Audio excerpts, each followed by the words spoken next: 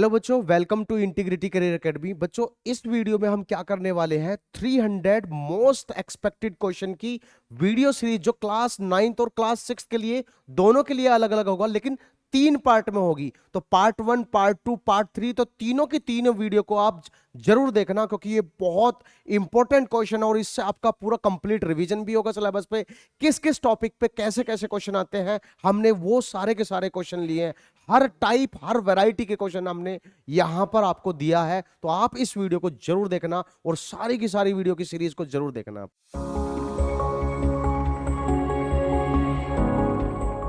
Good morning everyone, welcome to integrity career academy Latur Maharashtra. और सुबह की ताजा ताजा हवा के साथ आज हम इस वीडियो को स्टार्ट करने वाले हैं। आपके मन में डाउट होगा कि ये वीडियो है किस पे। पहली बात मैं आपको बता दूं कि ये वीडियो चैप्टर वाइज नहीं है। पूरी केमिस्ट्री, जैसे आप जानते हो 3 पार्ट्स में होती है, फिजिक्स, केमिस्ट्री, बायोलॉजी। पूरी केमिस्ट्री को पार्ट 1 में मैं लेके आया हूं आपके सामने, जिसमें हम होमी बाबा 2025 में सबसे ज्यादा जिन क्वेश्चन के पूछने के चांसेस है ईशान, वो 100 क्वेश्चन में लेके आया हूं। अब वो 100 क्वेश्चन आपको क्या होगा कि अभी केमिस्ट्री का मिलेगा, फिर बायोलॉजी का, फिर मैथ का, आपको मोस्ट एक्सपेक्टेड क्वेश्चन मिलेंगे। तो आप इसके लिए रेडी रहिए, अच्छे से नोटबुक कलम लेके बैठिए। लेट के इस वीडियो को नहीं देखना है, पीछे कमर के पीछे तकिया नहीं लगाना है। उससे पहले मैं आपको बता दूं, आपको ये रैंक बूस्टर बुकलेट अगर लेनी है तो आपको हमारी ब्रांच पे कांटेक्ट करना पड़ेगा, क्योंकि इस बुकलेट में जितने भी क्वेश्चन 2011 से लेके 2024 तक पूछे गए हैं, उसको हमने चैप्टर वाइज डिवाइड किया गया है ये रैंक बूस्टर हैंडबुक में। तो आप इसको मिस मत कर दीजिए, आपके लिए बहुत फायदेमंद होगा ये। तो चलिए आज की वीडियो में मोस्ट एक्सपेक्टेड क्वेश्चन स्टार्ट करते हैं। ऑफलाइन के बच्चे यहीं पे मेरे साथ इस क्वेश्चन को सॉल्व करेंगे, और ऑनलाइन वाले बच्चे आप जब भी इस वीडियो को देखेंगे पूरा वीडियो अच्छे से देखेंगे। तो पहले क्वेश्चन के साथ स्टार्ट करना है। क्वेश्चन आपको नहीं लिखना है, लेकिन अगर आपको ऐसा लगता है कि कुछ बात मैंने नहीं बता दी है जो आपको पहले से नहीं पता थी, तो उसको अपनी तरीके से लिख लेना, वो नोट्स का काम करेगा। ठीक है, तो चलिए स्टार्ट करते हैं आज के पहले क्वेश्चन के साथ। देखिए भाई, पहला question, find the proportion of carbon dioxide increase in the atmosphere which effect is seen. पहली बात, आप सबको पता होगा कि अगर CO2 इंक्रीज हो जाता है तो उसे कहते हैं ग्रीन हाउस इफेक्ट, जानते हो ना। अब होता क्या है कि अगर एटमॉस्फेयर में CO2 ज्यादा हो गया तो सन से जो रेडिएशन आएगी ना, वो अर्थ से टकरा के वापस जा ही नहीं पाएगी। क्यों? CO2 उसको पकड़ लेगा, एब्जॉर्ब कर लेगा। और CO2 जब सन की रेज को एब्जॉर्ब करता जाएगा तो तुम्हें नहीं लगता कि हमारे अर्थ का टेम्परेचर बढ़ जाएगा? तो CO2 का बढ़ना कहलाता है ग्रीन हाउस इफेक्ट, और ग्रीन हाउस इफेक्ट से होता है ग्लोबल वार्मिंग, और ग्लोबल वार्मिंग का ही मतलब होता है कि अर्थ का टेम्परेचर इंक्रीज हो जाना due to greenhouse effect. क्या मेरी बात क्लियर है? आइए ऑप्शन देखिए। पहला कह रहा है एटमॉस्फेरिक टेम्परेचर इंक्रीज, बिल्कुल सही बात है, ग्लोबल वार्मिंग का मतलब ही यही होता है। सेकेंड ऑप्शन कह रहा है पेड़ के पत्ते येलो हो जाएंगे। अबे ये क्या मतलब हुआ? CO2 से येलो का क्या लेना देना? नेक्स्ट, एटमॉस्फेरिक टेम्परेचर डिक्रीज, गलत, डिक्रीज नहीं होता, इंक्रीज होता है। Fourth, rate of photosynthesis decrease. अब जब एटमॉस्फेयर में CO2 ज्यादा हो रहे हैं तो एक बार में तो फोटोसिंथेसिस जल्दी जल्दी होनी चाहिए, ये कह रहा है कि और धीरे हो जाएगा, गलत कह रहा है। एक ही ऑप्शन करेक्ट है कि एटमॉस्फेरिक टेम्परेचर इंक्रीज, तो पहले का ए आ जाएगा। मुझे नहीं लगता किसी को किसी में डाउट होगा। हाँ, CO2 का इंक्रीज होना, इसे हम कहते हैं ग्रीन हाउस इफेक्ट, और ग्रीन हाउस इफेक्ट की वजह से ग्लोबल वार्मिंग होती है। इस बात को आप दिमाग में रखेंगे। नेक्स्ट क्वेश्चन की तरफ बढ़ते हैं। प्यारे बच्चों, नेक्स्ट क्वेश्चन समझिए, बहुत ही खूबसूरत क्वेश्चन है ये। कह रहा है कि 50 ग्राम लिक्विड ए लिया, 50 ग्राम लिक्विड बी लिया, 50 ग्राम लिक्विड सी लिया। तो जब हमने इसको टेस्ट ट्यूब में डाला तो लिक्विड ए अपने आप नीचे चला गया, लिक्विड बी बीच में आ गया और लिक्विड सी ऊपर चला गया। तो बताइए वॉल्यूम का डिक्रीजिंग ऑर्डर बताइए। अब मेरी बात सुनना, तुम्हें नहीं लगता कि जो लिक्विड जितना नीचे है वो उतना भारी लिक्विड है? भारी लिक्विड का मतलब है उसकी हाई डेंसिटी है। क्या है? डेंसिटी। और जो जितना ऊपर है उसकी लो डेंसिटी है। अरे इतना तो जानते हैं ना। अब अगर आपको डेंसिटी का फॉर्मूला पता हो तो डेंसिटी का फॉर्मूला होता है मास अपॉन वॉल्यूम। अब प्यारे बच्चों मुझे एक मास अपॉन वॉल्यूम, एक बात बताइए आप मुझे कि अगर किसी का डेंसिटी ज्यादा है, ये डेंसिटी ज्यादा है, तो वॉल्यूम ज्यादा होगा या कम? कम होगा ना। अगर वैल्यू ज्यादा होती है तो डिनोमिनेटर को कम होना पड़ेगा ना। अरे मैथ में पढ़ते हो ना। तो अगर डेंसिटी ज्यादा है तो डिनोमिनेटर में वॉल्यूम कम होगा। तो अगर ए की डेंसिटी सबसे ज्यादा है तो तुम्हें नहीं लगता कि ए का वॉल्यूम सबसे कम होगा? और सी की डेंसिटी सबसे कम है तो सी का वॉल्यूम सबसे ज्यादा होगा, क्योंकि डेंसिटी ज्यादा तो वॉल्यूम कम, वॉल्यूम कम तो डेंसिटी ज्यादा। क्या मेरी बात समझ में आ रही है? तो तुम्हें नहीं लगता कि सी का वॉल्यूम सबसे ज्यादा होगा, क्योंकि सी की डेंसिटी सबसे कम है। बीच में बीच वाला है तो बीच में बीच वाला ही आएगा। अब ए की डेंसिटी सबसे ज्यादा है तो उसका वॉल्यूम सबसे कम आएगा। तो तुम्हें बताओ फिर चारों ऑप्शन में से कौन सा आएगा? बी। ये क्वेश्चन सभी को समझ आ गया। डेंसिटी का फॉर्मूला याद रहेगा मास अपॉन वॉल्यूम। डेंसिटी ज्यादा तो वॉल्यूम, आइस फ्लोट करता है ना वाटर पे, आइस की डेंसिटी कम होती है ना, इसका मतलब आइस का वॉल्यूम ज्यादा है। याद रख लोगे? चलिए आगे बढ़ते हैं। नेक्स्ट क्वेश्चन ये देखो, guess who I am. First of all that I is not me, that I is पता नहीं, देखते हैं, वही पता लगाना है। तो कह रहे हैं हु एम आई, बताओ मैं कौन हूं। पहला हिंट है neither combustible nor supporting. Combustible का मतलब ये हाइड्रोजन नहीं है, क्योंकि कंबस्टिबल तो हाइड्रोजन होता है। सपोर्टिंग मतलब ऑक्सीजन होता है, लेकिन ये कह रहा है नॉर सपोर्टिंग, मैं सपोर्टिंग भी नहीं हूं। मतलब ऑप्शन में हाइड्रोजन और ऑक्सीजन अगर हो तो हटा दो, आएगा नहीं। Used in preservation of food, इसको देखते ही मेरे दिमाग की बत्ती जल गई कि चिप्स और कुरकुरे के पैकेट में नाइट्रोजन गैस फिल होती है। इसको दिमाग देख के भी दिमाग की बत्ती जल गई कि नाइट्रोजन का यूज करके प्रोटीन बनाते हैं जो प्लांट और एनिमल की ग्रोथ के लिए रिस्पॉन्सिबल है। इसको भी देख के नाइट्रोजन, और टायर के अंदर भी नाइट्रोजन गैस भर दी जाती है। तो ये सारे हिंट एक बात को कह रहे हैं कि आपका आंसर नाइट्रोजन आएगा। समझ आ रहा है क्या? तो ये नहीं आएगा, ये नहीं आएगा। मुझे पूरी उम्मीद है आपको ये क्लियर होगा। नाइट्रोजन के बारे में एक बात याद रखना, नाइट्रोजन एटमॉस्फेयर में 78% है, लेकिन प्लांट नाइट्रोजन को डायरेक्टली यूज नहीं कर पाता है। जब लाइटनिंग होती है तो नाइट्रोजन के कंपाउंड बनते हैं, वो सॉइल में जाते हैं, फिर सॉइल के थ्रू प्लांट नाइट्रोजन टेक करता है। क्या मेरी बात समझ आ रहा है? इसे नाइट्रोजन फिक्सेशन कहते हैं। चलिए आगे बढ़ते हैं। नेक्स्ट क्वेश्चन, ये ग्राफ दिया हुआ है, given graph show temperature of a liquid at every minute, at what point is the transition of state start. Transition का मतलब समझो, स्टेट तो जानते हो सॉलिड लिक्विड गैस, ट्रांजिशन का मतलब होता है या तो सॉलिड से लिक्विड जाना या तो लिक्विड से गैस जाना, इसी कहते हैं या वापस आना, ट्रांजिशन इसे कहा जाता है। अब ऑलवेज जब ऐसा ग्राफ आए तो आप एक बात याद रखना, टेढ़ी लाइन रिप्रेजेंट करता है इंक्रीज इन टेम्परेचर को, जिसको मैं स्लैंटिंग लाइन बोल सकता हूं। स्लैंटिंग लाइन किसको रिप्रेजेंट करता है? इंक्रीज इन टेम्परेचर को। और हॉरिजॉन्टल लाइन रिप्रेजेंट करता है ट्रांजिशन को। मुझे लगता है ये बात सुन के ही आपका आंसर आ जाना चाहिए। इसने बोला है at what point transition start. क्या ट्रांजिशन हॉरिजॉन्टल लाइन बताता है? अभी अभी बताया ना, ट्रांजिशन को हॉरिजॉन्टल लाइन बताता है। और हॉरिजॉन्टल में आर ही वो पॉइंट है ना जहां से ट्रांजिशन स्टार्ट हो रहा है, तो इसका आंसर आ जाएगा ट्रांजिशन आर। सभी को समझ आ रहा है क्या? हॉरिजॉन्टल लाइन ट्रांजिशन को बताता है, और इसने पूछा है कौन से पॉइंट से ट्रांजिशन स्टार्ट होगा, तो पॉइंट आर से ट्रांजिशन स्टार्ट होगा। क्लियर है? अगर वो कहता कि कौन से पॉइंट से टेम्परेचर इंक्रीज हो रहा है तो क्या मैं पी पॉइंट कहता? ओके अच्छा, दूसरा सवाल पूछता कि कौन से ऐसे पॉइंट है जहां पे टेम्परेचर सेम है, कांस्टेंट है, तो एक पॉइंट आर और एक पॉइंट एस बोलता। क्योंकि जब भी ट्रांजिशन होता है, ऑलवेज रिमेंबर, क्वेश्चन पूछ लेगा, जब भी ट्रांजिशन होता है टेम्परेचर बदल ही नहीं सकता। अरे तभी तो हम पढ़ते हैं कि melting point of ice is 0 degree Celsius, fixed value हो गई ना 0, क्योंकि ट्रांजिशन के टाइम टेम्परेचर सेम रहता है, कांस्टेंट रहता है। क्लियर है?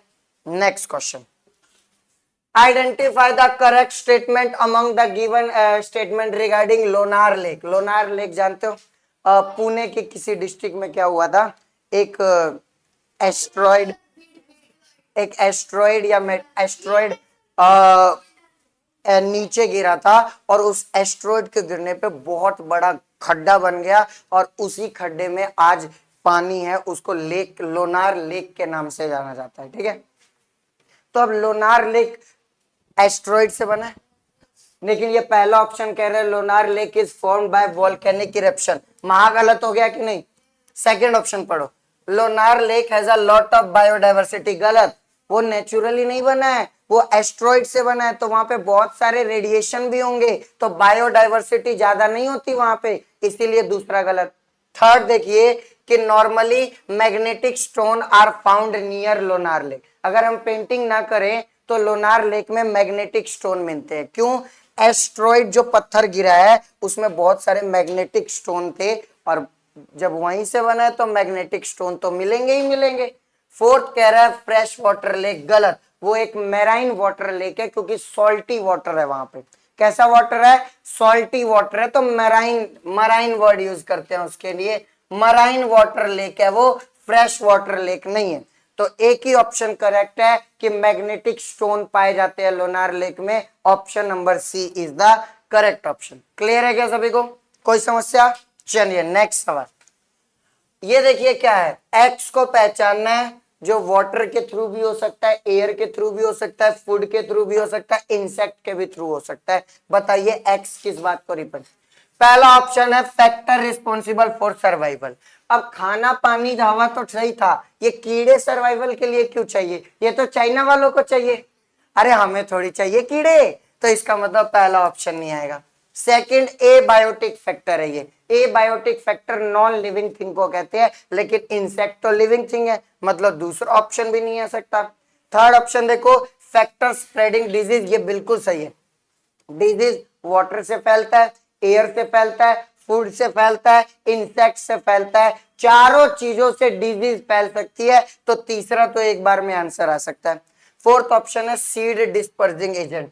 वाटर से सीड डिस्पर्जन होता है, एयर से होता है, इंसेक्ट से होता है, पर फूड से थोड़ी होता है सीड डिस्पर्जन, इसीलिए ये भी गलत है। एक ही ऑप्शन सही है इसका कि एक्स फैक्टर स्प्रेडिंग डिजीज को बता रहा है। हाँ बोलो। डिस्पर्जन मतलब सीड को ऐसे डिस्पर्स करना, फैलाना, हमें उगाने के लिए। ओके नेक्स्ट, ये देखिए क्या है, एक पेपर बॉल को टेक किया गया है और उसमें अंदर एक कागज रखा गया है। अब जब हम इस ग्लास को उल्टा करके डाल रहे हैं तो पेपर गीला ही नहीं हो रहा, क्योंकि देखो पानी यहीं रुक गया, आगे बढ़ा ही नहीं पानी।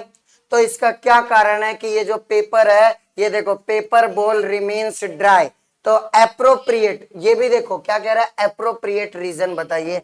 प्यारे बच्चों, चार ऑप्शन है, रीजन बताना। पहला ऑप्शन कह रहा है air present in the glass does not allow water to enter, एक बार में ये सही है। दूसरा, paper ball in the glass absorb all water, गलत है तो। थर्ड है the pressure of the entrapped air increase which does not allow water to reach the ball, ये भी सही बात है। अरे ग्लास के अंदर एयर है, वो प्रेशर लगा रहा है, तभी तो वाटर अंदर नहीं जा पा रहा, तो एक तरह से ये भी सही है। Water occupy the empty space, गलत।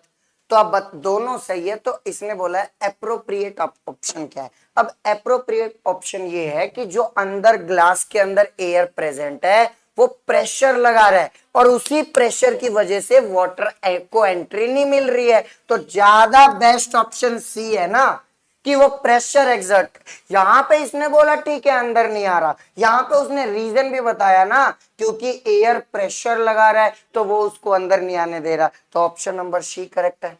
क्लियर हो रही है क्या मेरी बात? कोई डाउट किसी को? Okay next, imagine a new scale. एक न्यू स्केल की बात तो देखो जीवन भर होती रहेगी, पहले ओल्ड स्केल की बात कर लेते हैं। ओल्ड स्केल में फ्रीजिंग पॉइंट वाटर का 0 डिग्री सेल्सियस होता है कि नहीं, एंड बॉइलिंग पॉइंट वाटर का ओल्ड स्केल में 100 होता है। अब इसने कहा इमेजिन अ न्यू स्केल, मान लिया ये लो इमेजिन कर लिया एक न्यू स्केल। अब उसमें ये कह रहा है कि freezing point 20 degree Celsius 20 degree है और बॉइलिंग पॉइंट 120 डिग्री है। तो पूछ रहा है what would be the normal temperature of human body. बहुत सिंपल क्वेश्चन। ओल्ड स्केल में जो 0 है वो न्यू स्केल में 20 के बराबर है। ओल्ड स्केल में जो 100 है वो न्यू स्केल में 120 के बराबर है। तो ओल्ड और न्यू के बीच में कितना फर्क आ रहा है? 20 का फर्क आ रहा है। अब बॉडी टेम्परेचर तो हमारा 37 डिग्री सेल्सियस होता है। अरे मालूम है कि नहीं, हमारा बॉडी टेम्परेचर 37 डिग्री सेल्सियस होता है। तो न्यू स्केल के हिसाब से 20 ज्यादा आएगा, तो 37 में मैं 20 जोड़ दूंगा, 57 डिग्री सेल्सियस आएगा न्यू स्केल के हिसाब से। Option number B is correct option. क्या ये सभी को समझ आ रहा है? 20 ज्यादा है न्यू स्केल, तो हमारा नॉर्मल 37 होता है, उसमें 20 जोड़ के 57 कर दिया। ऐसे क्वेश्चन बहुत पूछते हैं, याद रह जाएगा ये। ठीक है, next question, which one of the following gases should be present at position x. बहुत सिंपल है, आप बताओ फोटोसिंथेसिस से कौन सी गैस निकलेगी? वही ऑक्सीजन, हम जो सांस लेते हैं तो हमारे थ्रू अंदर जाएगा।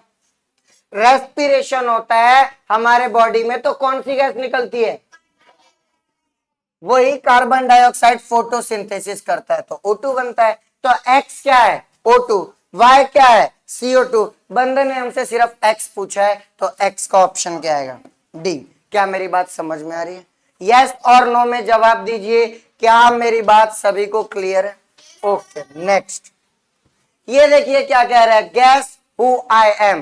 पहचानिए मैं कौन हूं महावीर। आई कॉज पॉल्यूशन, मैं पॉल्यूशन करता हूं। ठीक है, when I get mixed in rain water I cause acid rain, कि जब मैं रेन वाटर में मिक्स होता हूं मैं acid. I am not useful for plant। यार मुझे उम्मीद नहीं थी कि आप इतने होशियार हो, लेकिन आप लोगों ने बता दिया, कमाल कर दिया। मतलब आज मतलब आंसू आ रहे हैं पर निकालने का मन नहीं कर रहा है। देखो CO2 तो आएगा नहीं, क्योंकि CO2 तो प्लांट के लिए यूजफुल होता है। ये कह रहा है कि प्लांट के लिए यूजफुल नहीं है। ऑक्सीजन भी नहीं आएगा, ऑक्सीजन भी प्लांट को चाहिए। अरे रात में रेस्पिरेशन तो करेंगे ऑक्सीजन। अब नाइट्रोजन तो प्लांट के लिए, नाइट्रोजन तो पॉल्यूशन करता ही नहीं है, तो नाइट्रोजन आ नहीं सकता। एक ही ऑप्शन है। क्यों? क्योंकि ना सल्फर के 2 गैस होते हैं, SO2 और SO3 गैस, सल्फर डाइऑक्साइड और सल्फर ट्राइऑक्साइड, और ये दोनों गैस भयंकर पॉल्यूशन करते हैं और सफोकेटिंग गैस है। मतलब मान लो इस रूम में आपको मैंने सबको बिठा दिया है और CO2 गैस जला के छोड़ दो, थोड़ी देर में बेहोश हो जाओगे। सफोकेटिंग गैस, आपको घुटन महसूस होगी। इसीलिए NCERT कहती है वाफ्ट द गैस। ऐसे हाथ अगर मान लो आपको सूंघना है उस गैस को, waft the gas, do not snore. ऐसे ऐसे नहीं सूंघना, बेहोश हो जाओगे। ऐसे ऐसे थोड़ा थोड़ा हाथ से लेके सूंघो अगर सूंघना है तो। NCERT कहती है। Next, ABCDR। अरे सारे सूंघने लगे, इधर देखो, ABCDR 4। अब देखो कमाल की चीज है, 1 बॉटल, 2 बॉटल, 3 बॉटल, 4 बॉटल। इसमें भी बैलून, ये जो भी बैलून, अब बैलून लग नहीं रहा है पर मैं लगा रहा हूं, ये बैलून ऊपर से बॉटल के टिप पे डाल दिया। ठीक है दीदी, ये कैंडल वैंडल मत देखो, ये बॉटल है।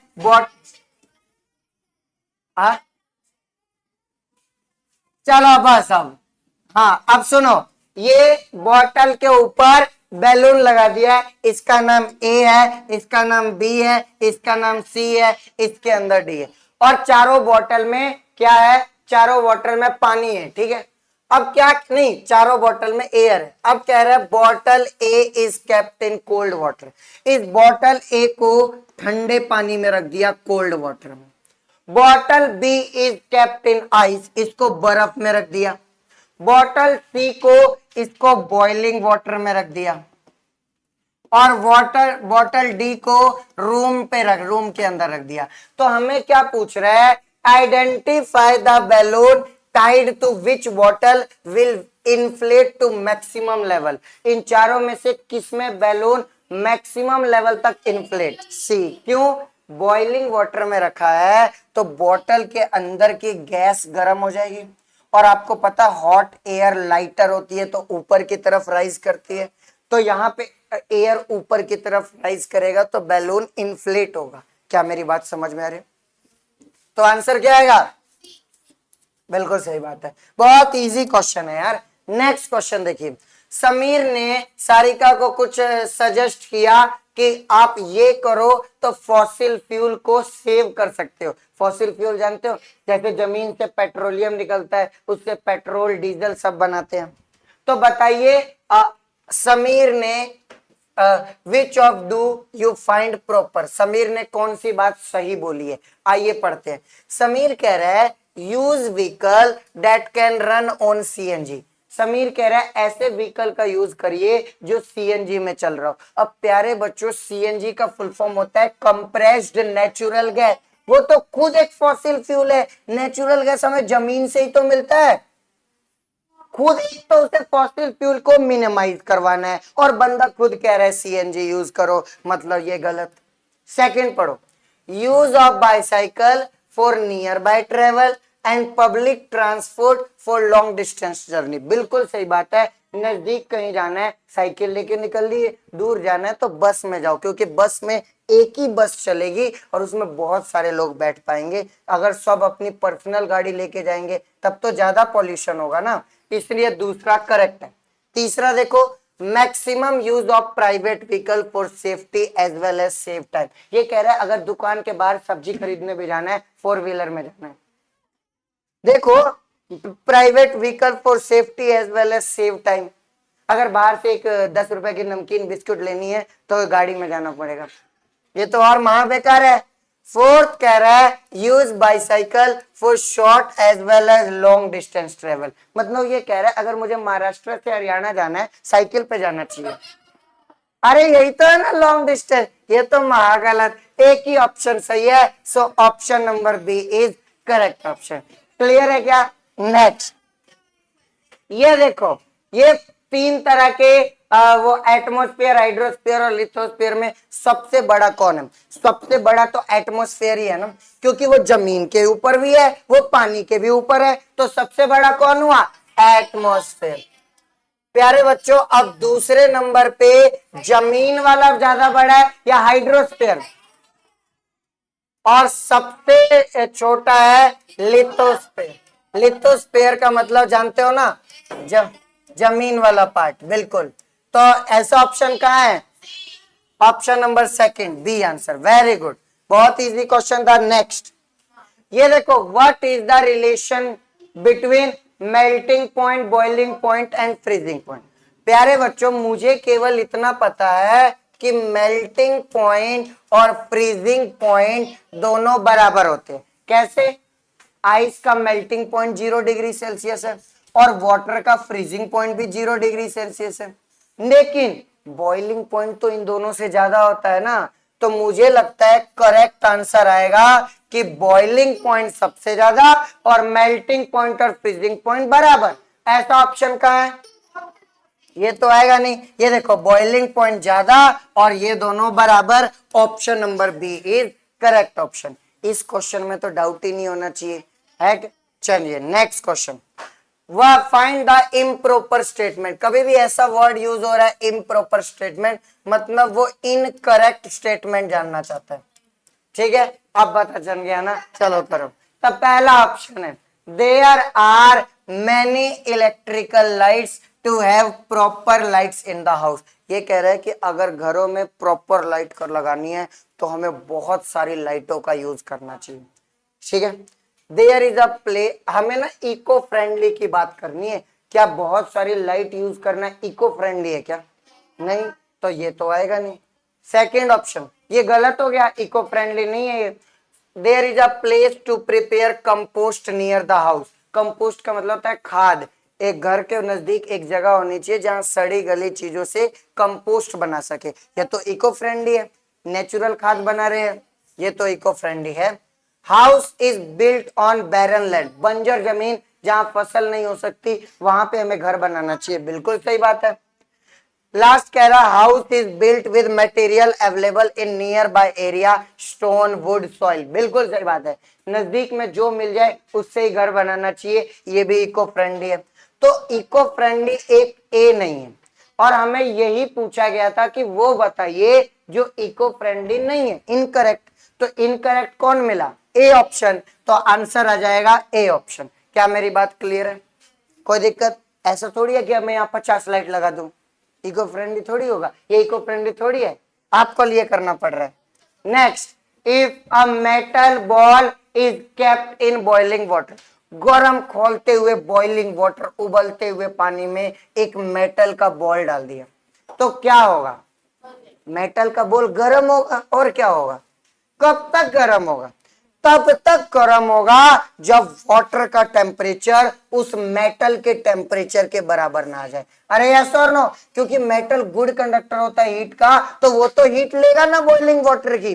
तो जब तक मेटल का बॉल और बॉइलिंग वाटर का टेम्परेचर बिना एक दूसरे तरफ देखे बराबर ना हो जाए, तब तक हीट एब्जॉर्ब होगी। ये कह रहा है हीट, कह रहा है कि मेटल का बॉल हीट देगा।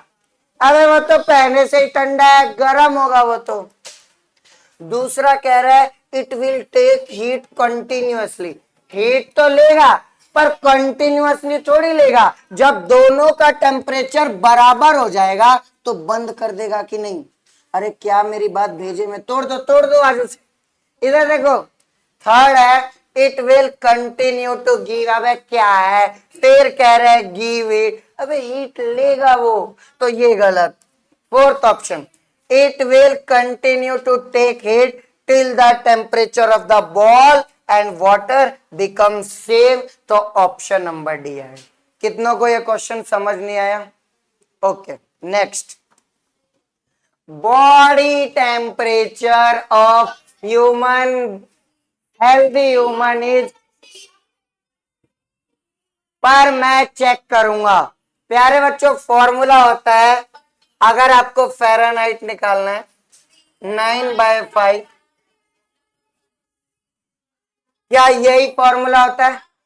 तो डिग्री सेल्सियस पुट करो, कितना? 37 प्लस में 32। हाँ, अब देखो यहां पे होगा जादू। यस, तो 37 को 9 से मल्टीप्लाई किया, 333 डिवाइडेड बाय 5 प्लस 32। अब इस 333 को डिवाइड कर देंगे 6 से, नहीं 5 से, तो आएगा 66.6।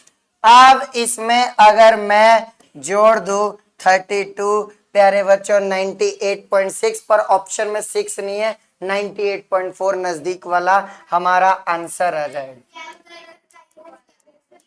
तो क्या आपको देखो तकनीक किसी ने बनाई है तो प्रयोग करना चाहिए। हाँ, तो option number next, which of the following is done so that wells of the village acquire more water. हाँ काव्या, खड़े हो जाओ, बहुत पेंटिंग कर ली, बताओ इसमें ये कह रहा है कि ऐसा क्या करें कि कुएं में बहुत सारा पानी रहे। जल्दी से आओ और बताओ मुझे कि क्या होगा, बोलो। अच्छा चलो वहीं से बोलो, पहला सही है क्या? ये कह रहा है ना स्लोपिंग एग्रीकल्चर करो, मतलब थोड़ा सा ऐसे, फिर थोड़ा नीचे, फिर थोड़ा नीचे, टेरिस फार्मिंग की तरह करो। तो ये तो आएगा नहीं, क्योंकि टेरिस फार्मिंग से सॉइल इरोजन कम होता है। बिल्कुल सही है, टेरिस फार्मिंग से तो सॉइल इरोजन कम होता है, कुएं का पानी थोड़ी बढ़ेगा। ये कह रहा है पेड़ लगाओ, अगेन पेड़ लगाने से सॉइल इरोजन कम होगा, कुएं का पानी थोड़ी बढ़ेगा, ये भी गलत। ये कह रहा है घास लगाओ, फिर घास उगाने से soil erosion.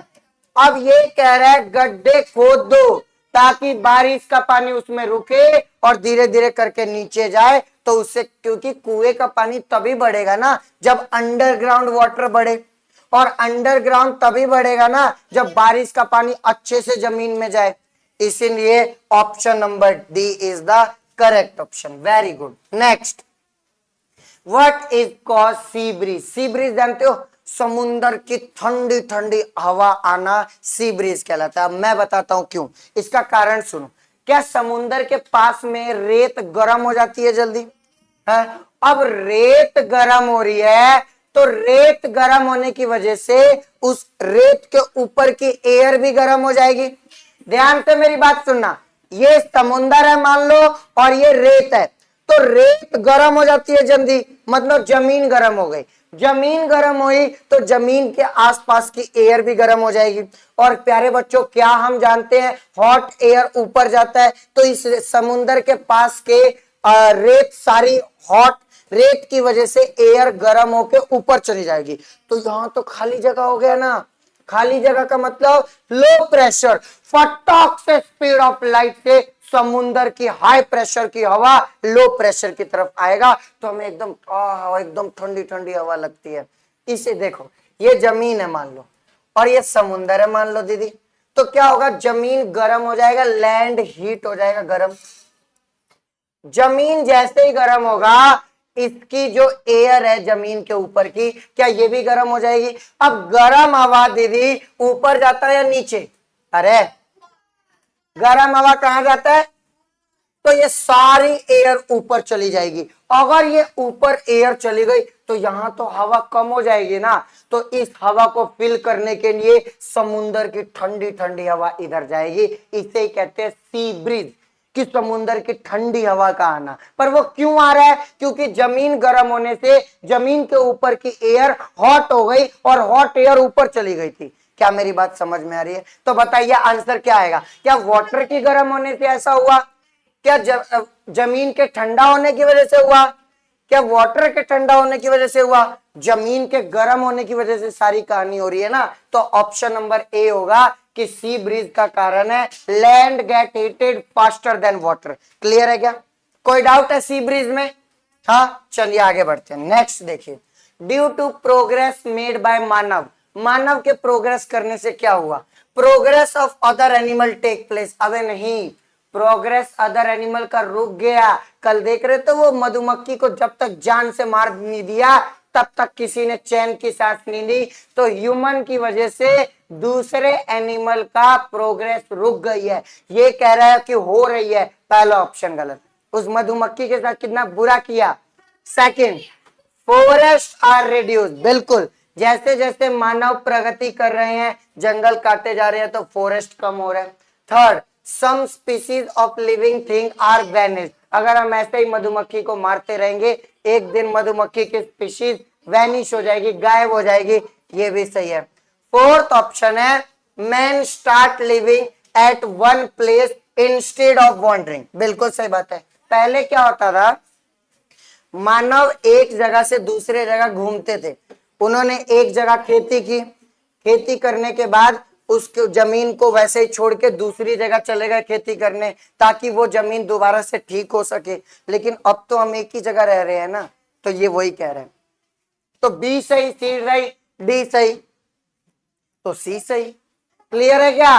B C D. Next, ये how plant help in the reduction of soil erosion, plant कैसे हेल्प करते हैं बगा। Root of plant hold the place of the particle, बिल्कुल सही बात है, प्लांट के रूट सॉइल को पकड़ के रखते हैं।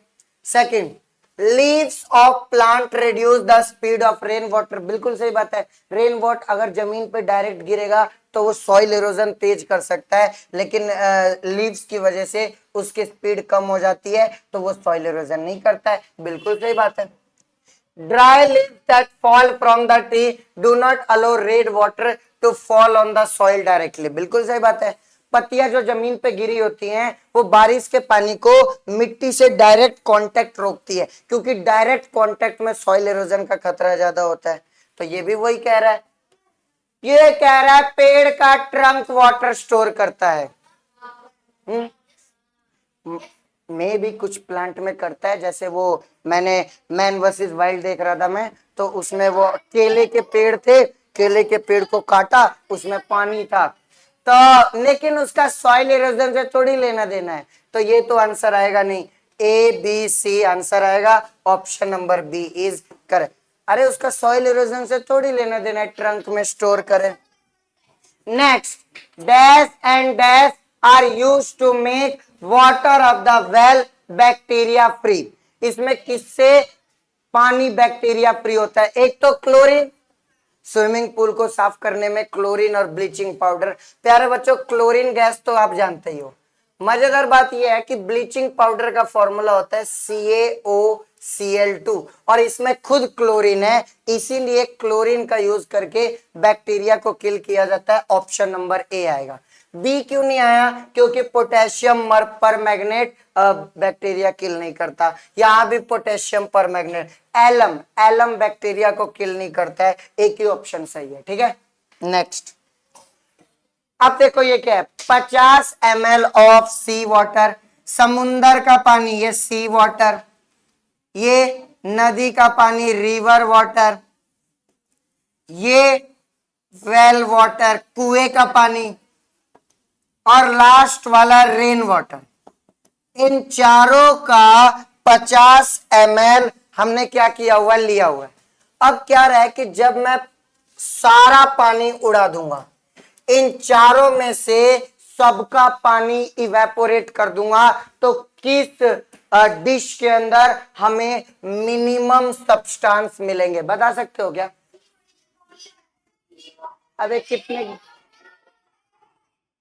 अबे कितने घनघोर बायोलॉजी और रेन वाटर।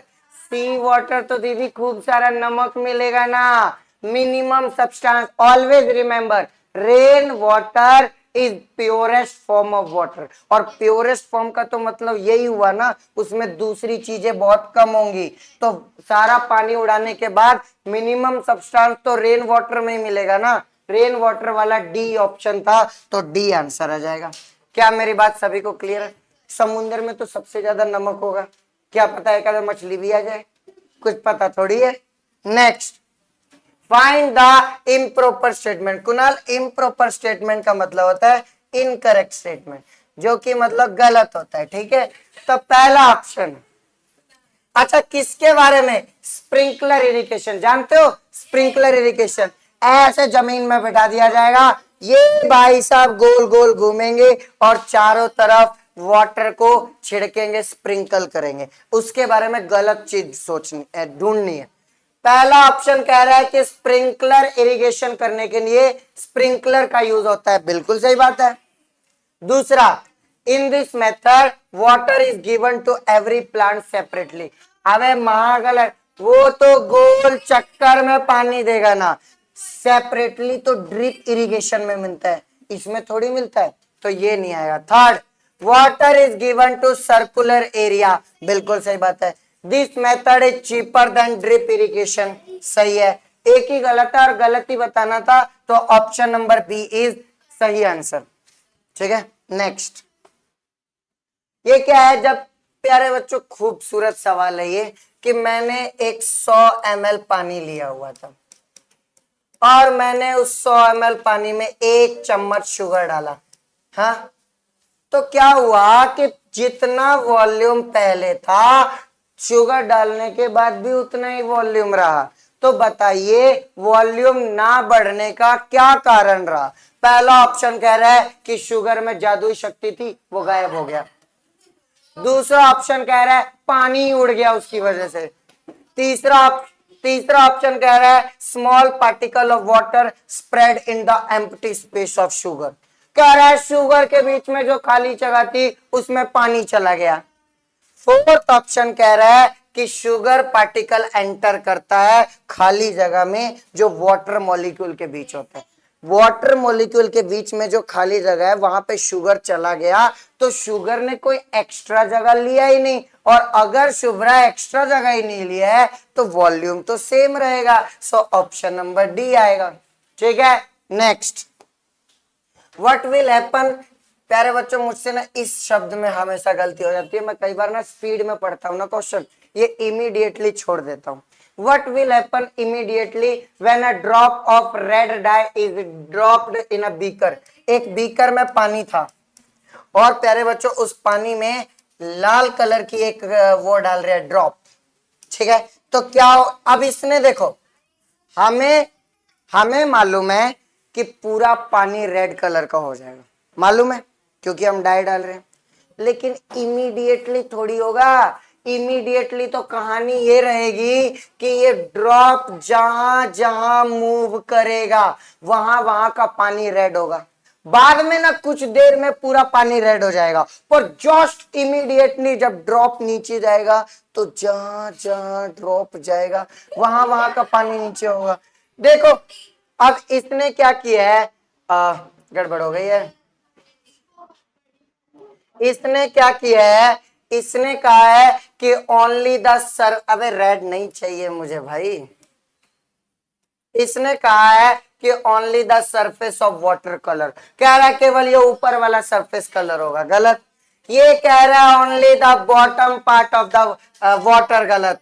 ये कह रहा है पूरा वाटर कलर होगा पर इमीडिएटली नहीं, तो इसलिए ये भी गलत। ये कह रहा है as the droplet descend the water along its path will become रंगीन, so option number D is the correct option. I hope ये वाला क्वेश्चन सभी को क्लियर होगा। ISHAN कृपया करके चुप हो जाइए। नेक्स्ट गीता आ गई। गीता क्या कर रही है, हमारे पास इसमें 200 ml पानी था। पहली बात तो कॉनिकल फ्लास्क इसका नहीं होता, पर मैंने बना दिया तो बना दिया। इसमें उसने क्या किया, 20 ग्राम नमक डाला। 20 ग्राम क्या डाला, नमक। उसके बाद क्या किया, then by heating she reduce the solution to half. जब इस सॉल्यूशन को हीट किया गया तो क्या हुआ कि ये हाफ हो गया। प्यारे बच्चों आधा पानी बच गया। अब आधे पानी में सचिन जी आप ये बताइए कि कितना नमक मिलेगा।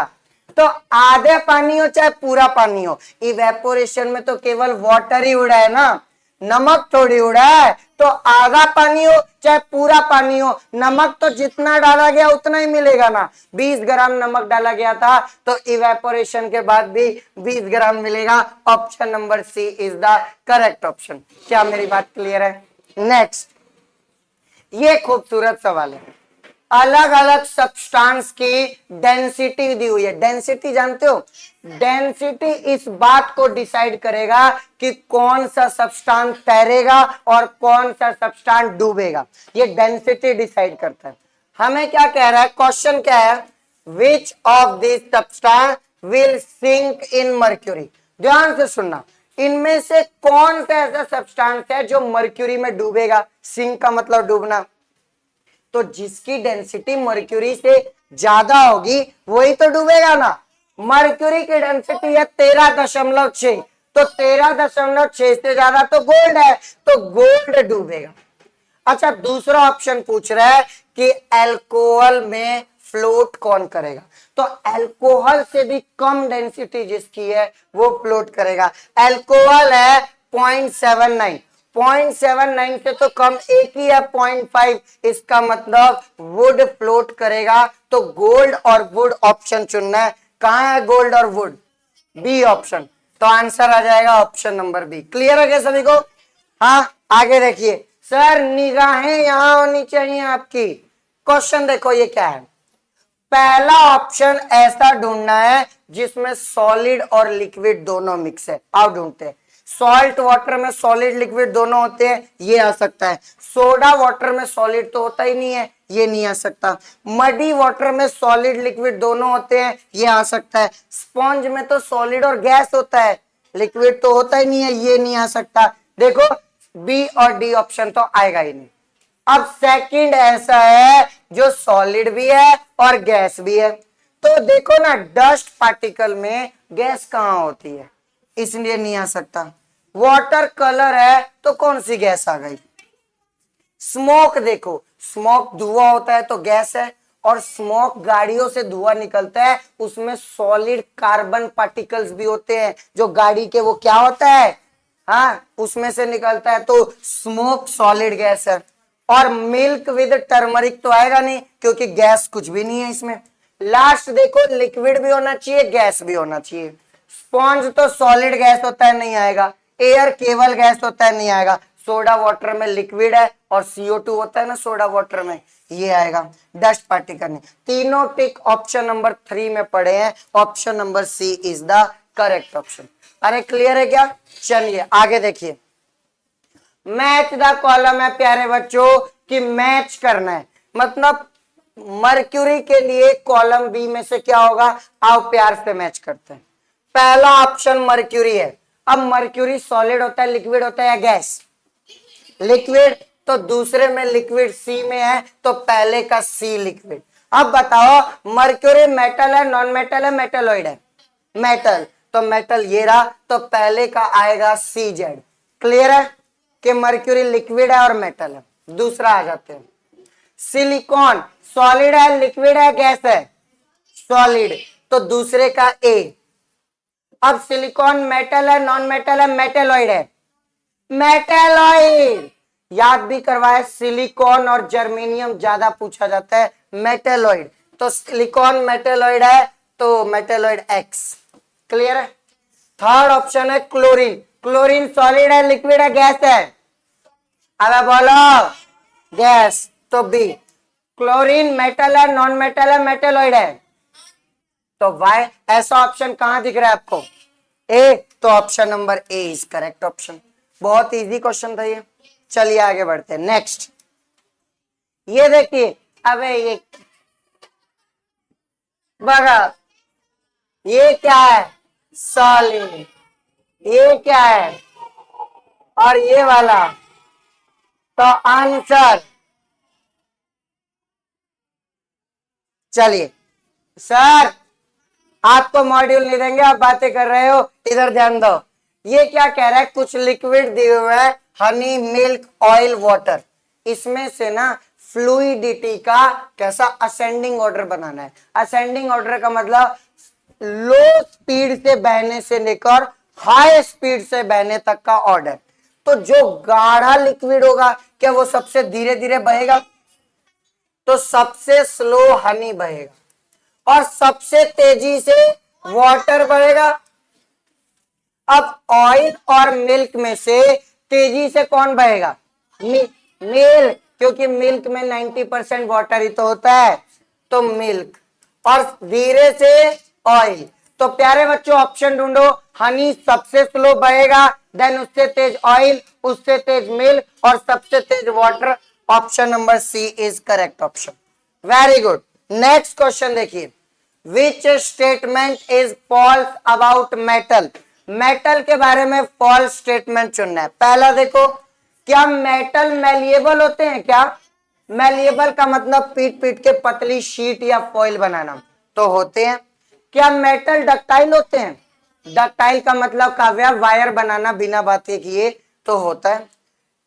कह रहा है sonority of all metal is same. Sonority का मतलब होता है मंदिर के घंटी जैसी आवाज निकालना।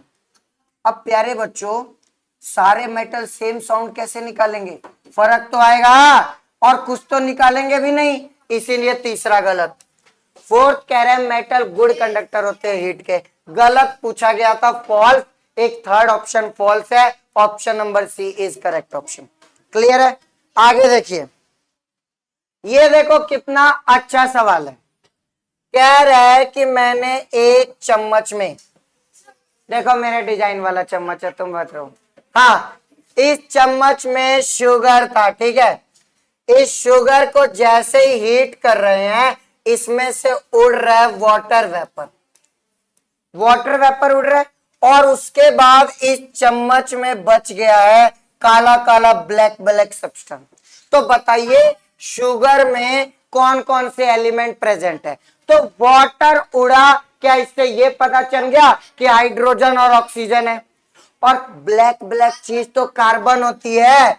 तो इससे साफ साफ पता चला है कि शुगर के अंदर carbon, hydrogen, oxygen, 3 element present होते हैं। तो आंसर नंबर ए। क्या ये बात समझ आई? अच्छा, शुगर का फॉर्मूला बता सकते हो क्या? C12 दीदी वो ग्लूकोज है, C12H22O11 शुगर का फॉर्मूला होता है। नेक्स्ट क्वेश्चन देखिए, और ये मॉड्यूल को बैग में रख के यहां फोकस करिए वरना छीन दिया जाएगा। नेक्स्ट क्वेश्चन, एक कप है, कप है, ठीक है, इसमें पानी है और इसमें पत्थर डाला गया, पत्थर डालते ही पानी बाहर गिर गया। तो बताइए वाटर की which common property of water and stone is observe? Simple सी बात है, मैटर ऑक्यूपाई जगह, मैटर स्पेस ऑक्यूपाई करते हैं। अरे वाटर ने पहले से ही स्पेस लिया हुआ था, तो उसमें पत्थर डालने पर एक्स्ट्रा जगह स्टोन लेना चाह रहा था, तो वाटर बाहर निकल गया। ऑप्शन आएगा सब्सटेंस ऑक्यूपाई स्पेस। अरे सही है क्या? Next, dash paper absorb oil become dash. तो पेपर स्वराली ओपेक होते हैं और ओपेक पेपर जब ऑयल एब्जॉर्ब करेंगे ट्रांसल्यूसेंट, और ट्रांसल्यूसेंट का ही दूसरा नाम होता है सेमी। तो बताइए आंसर क्या आएगा? ऑप्शन नंबर सी, ओपेक और सेमी ट्रांसपेरेंट। चलिए नेक्स्ट क्वेश्चन प्यारे बच्चों, दो आइडेंटिकल क्यूब्स हैं। चलो एक क्यूब ये बना दिया मैंने, एक क्यूब ये बना दिया मैंने, आइडेंटिकल क्यूब्स है। ये क्यूब है मेटल का बना हुआ, ये क्यूब है लकड़ी का बना हुआ। मैं अपने प्यारे प्यारे हाथों से इसको टच कर रहा हूं, एक बार मेटल वाले को, एक बार लकड़ी वाले को। तो जब मैंने मेटल वाले को टच किया मुझे ठंडा ठंडा फील हुआ, जब मैंने लकड़ी वाले को टच किया उतना ठंडा फील नहीं हुआ। इसका सिंपल सा रीजन है, क्या हम जानते हैं मेटल गुड कंडक्टर है हीट का? तो जब हम मेटल को टच कर रहे हैं, मेटल हमारे हाथ की हीट को एब्जॉर्ब कर रहा है, और अगर हमारे हाथ की हीट को कोई एब्जॉर्ब कर रहा है तो हमें तो ठंडा ही फील होगा ना। तो मेटल वाला हमें ठंडा ठंडा फील होगा एज कंपेयर टू वुड। ये कह रहे हैं दोनों, अरे दोनों क्यूब से मैं, ये गलत हो जाए सर, जिसकी बुक खुली हुई दिखे वापस छीन लो। सेकंड, मेटल क्यूब ठंडा दिखेगा, सही बात है। वुडन क्यूब ठंडा दिखेगा, गलत बात है। ऑब्जर्वेशन डिपेंड करेगा पर्सन टू पर्सन, मतलब मुझे मेटल टच दिख रहा है, ये दीदी को लकड़ी ज्यादा ठंडा दिखेगा, ऐसा इसका कहना है दीदी, पर्सन टू पर्सन। ये भी गलत, एक ही सही है, option number B is the सही आंसर। नेक्स्ट, ब्रास कॉपर और जिंक से मिलकर बना है तो स्टेनलेस स्टील।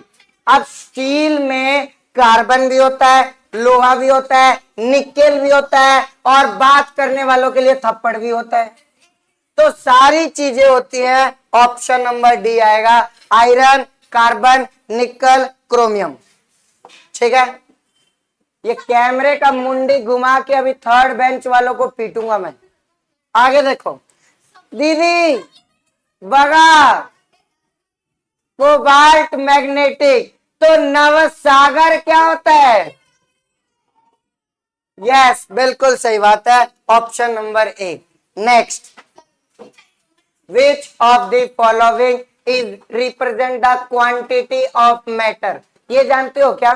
अरे सिंपल सी बात है यार, जिस सब्सटेंस के पास जितना ज्यादा मैटर प्रेजेंट होगा क्या उसका मास उतना ज्यादा आएगा, और जिस सब्सटेंस के पास जितना कम मैटर प्रेजेंट होगा उसका कम मास। तो मैटर किसको बताएगा? मास को। और यही तो मास की डेफिनेशन भी होती है कि the quantity of matter present in an object is known as its mass. तो option number B. 41, an iron nail, एक लोहे की कील को कौन से लिक्विड में रखें कि वो अपनी शाइन को लूज कर देगा, उसकी चमक कम हो जाएगी। तो देखो ऑयल में तो और चमकेगा, अच्छा सुंदर लाइट रिफ्लेक्ट करेगा, ऑयल वाला तो आंसर हटा ही दो। लाइम शरबत में क्या होगा, नींबू होगा, नींबू में होता है एसिड, और मेटल एसिड से रिएक्शन करके अपनी शाइन को लूज कर देगा, इसीलिए ऑप्शन नंबर सी आएगा लाइम शरबत। क्लियर है? Next, if camphor is left outside for a long time, अगर कैम्फर को लंबे समय तक छोड़ दिया जाए तो उसका साइज डिक्रीज हो जाता है। साइज डिक्रीज होने का क्या कारण है? तो देखो कैम्फर एक सब्लिमेशन करने वाला सब्सटेंस है, वो सराउंडिंग से हीट लेके सॉलिड से सीधा गैस बन जाता है, तो उसको तो हीट एब्जॉर्ब करनी पड़ेगी ना डिसअपियर, साइज छोटा करने के लिए। पहला ऑप्शन कह रहा है हीट एब्जॉर्ब करेगा, सही बात है। दूसरा ऑप्शन कह रहा है हीट रिलीज करेगा, गलत बात है। तीसरा ऑप्शन कह रहा है ना तो एब्जॉर्ब करेगा ना तो रिलीज करेगा, गलत बात है। चौथा ऑप्शन कह रहा है हीट एब्जॉर्ब करेगा और बाद में रिलीज करेगा, गलत। एक ही ऑप्शन आएगा कि सिर्फ एब्जॉर्ब करेगा, सो option number A is the correct option. अरे क्या मेरी बात सभी को क्लियर हो रही है? कोई डाउट? याद रहेगा ना दीदी, कैम्फर सब्लिमेशन करता है तो हीट एब्जॉर्ब करेगा। Next, arrange the following in chronological order. Chronological order का मतलब होता है पहले कौन आया, बाद में कौन आया, बाद में कौन आया। तो सबसे पहले तो हम पत्थर का यूज करते थे, स्टोन एज, बाद में कॉपर का यूज किए, कॉपर एज, और अब लोहे का यूज होता है, आयरन एज। 3, 1, 2 इसका क्रोनोलॉजिकल ऑर्डर है, तो ऑप्शन नंबर सी। क्लियर है? पुराने जमाने में हम यूज करते थे पत्थर का, बाद में हम यूज करने लगे कॉपर का, और अब हम यूज करते हैं किसका, आयरन का। सर जरा उन दोनों को क्लास से बाहर तो निकालिए। Next, select the correct option to. अब ये देखो कैसा क्वेश्चन है, पूछना आसान चाहता है, शब्दों के जाल में फंसा रहा है। कैसे? कह रहा है select the correct option to change a substance from state of having no fixed shape but having a fixed volume. क्या इतनी सी बात हमें लिक्विड के बारे में बता रही है कि शेप फिक्स्ड नहीं है पर वॉल्यूम फिक्स है, मतलब लिक्विड। अब लिक्विड से कहां भेज रहा है, a state of fixed shape and fixed volume. क्या सॉलिड बात कर रहा है? तो लिक्विड से सॉलिड जा रहे हैं। अब लिक्विड से सॉलिड जाने में हीट रिलीज होगी या हीट एब्जॉर्ब होगी? लिक्विड से सॉलिड जाने के लिए कूल करना पड़ेगा, और कूलिंग में हीट रिलीज होती है ना। पहला ऑप्शन एब्जॉर्ब कह रहा है, गलत। दूसरा ऑप्शन कह रहा है निकलेगा, सही है। तीसरा ऑप्शन कह रहा है हीट सेम रहेगा, गलत। ये कह रहा है हीट की जरूरत ही नहीं है, गलत। तो एक ही सही है, option number B is correct option. Clear है? Next, in the given figure which substances should be written at position 1, 2, 3। ये ऑप्शन रिपीट हो गया, इसका आंसर हम निकाल चुके हैं, मडी वाटर आएगा। चलिए आगे बढ़ते हैं। नेक्स्ट, ये क्या कह रहा है, इमेजिन, ये देखो, imagine you are designing a reusable plastic. मैं रीयूजेबल प्लास्टिक डिजाइन कर रहा हूं। कंसीडर द फॉलोइंग प्रॉपर्टी और choose the most suitable option. मतलब रीयूजेबल प्लास्टिक बनाने के लिए कौन सा ऑप्शन सुटेबल है, आइए चेक करते हैं। दीदी पहले मुझे देख तो लेने दो। देखो ये कह रहा है उसका वेट होना चाहिए, ट्रांसपेरेंसी। मान लो अगर मैं बॉटल ट्रांसपेरेंट की जगह ओपेक बना दूं, कोई दिक्कत है क्या? नहीं, तो ट्रांसपेरेंसी पे तो डिपेंड ही नहीं करता, पहला ऑप्शन नहीं आएगा। दूसरा ऑप्शन देखो, ड्यूरेबल होना चाहिए, टिकाऊ होना चाहिए, सही बात है। केमिकली नॉन रिएक्टिव होना चाहिए, कि पानी के साथ बॉटल के केमिकल रिएक्शन ना कर पाए, सही बात है। हल्का होना चाहिए, सही बात है, इसीलिए दूसरा तो सही है। ऑप्शन नंबर सी देखिए, हीट रेजिस्टेंट होना चाहिए, हाँ हीट रेजिस्टेंट होना चाहिए। हार्ड और केमिकल, अरे भाई साहब कह रहा है केमिकली रिएक्टिव, तब तो पानी जो बोतल में रखेंगे वो तो खराब हो जाएगा, इसीलिए थर्ड ऑप्शन गलत। फोर्थ ऑप्शन कह रहा है बायोडिग्रेडेबल, पता चला 10 दिन बाद बोतल ही गायब है, बायोडिग्रेडेबल बोल रहा है ना, गलत। एक ही ऑप्शन सही है, और बायोडिग्रेडेबल का मतलब है उसको नेचुरली बैक्टीरिया डिकम्पोज कर सकते हैं, तो वो तो ऑप्शन नंबर बी आएगा। नेक्स्ट, गैसोहोल क्या है? प्यारे बच्चों, पेट्रोल जानते हो, पेट्रोल, पेट्रोल जो बाइक में उसमें पड़ता है, पेट्रोल की एफिशिएंसी बढ़ जाए, मतलब पेट्रोल ज्यादा एनर्जी दे, इसके लिए पेट्रोल के अंदर थोड़ा सा अल्कोहल मिलाते हैं। पेट्रोल के अंदर क्या मिलाते हैं? अल्कोहल, इससे पेट्रोल की पावर बढ़ जाती है, उसे ही गैसोहोल कहते हैं। तो gasohol is a mixture of petrol and ethanol, जो कि एक अल्कोहल है। समझ आ रहा है क्या? नेक्स्ट, साइलेंसर गाड़ियों में क्यों यूज होता है, जानते हो क्या? साइलेंस, आवाज ना है, बिल्कुल सही बात है। ये कह रहा है साइलेंसर लगाने से गाड़ी की एफिशिएंसी बढ़ जाएगी और तेजी से चलेगा, गलत। ये कह रहा है और आवाज बढ़ जाएगी साइलेंसर से, गलत। ये कह रहा है इंजन की एफिशिएंसी कम हो जाएगी, गलत। टू रिड्यूस नॉइज लेवल, आवाज कम करने के लिए लगाते हैं, डी सही है, ऑप्शन नंबर सी आएगा, डी ओनली। आवाज कम हो ताकि बाहर में लोग परेशान ना हो। लेकिन वो बाइक वाले लोग को जानते हो, वो पटाखे, बुलेट में से पटाखे निकालते हैं। प्यारे बच्चों, मिल्क होमोजीनियस है या हेट्रोजीनियस? ये बताया था, milk look like a homogeneous mixture but actually it is a heterogeneous. बधाई प्यारे बच्चों, अर्धशतक पूरा होने जा रहा है। और थैंक यू थैंक यू। आओ देखो, विच of the following fuel can be produce more energy using less मास? आप एक बात याद रखना, यूरेनियम, इतने से यूरेनियम से large amount of heat produce की जा सकती है, क्योंकि यूरेनियम रेडियो एक्टिव सब्सटेंस है, बहुत एनर्जी है उसके पास, ऑप्शन नंबर ए आएगा।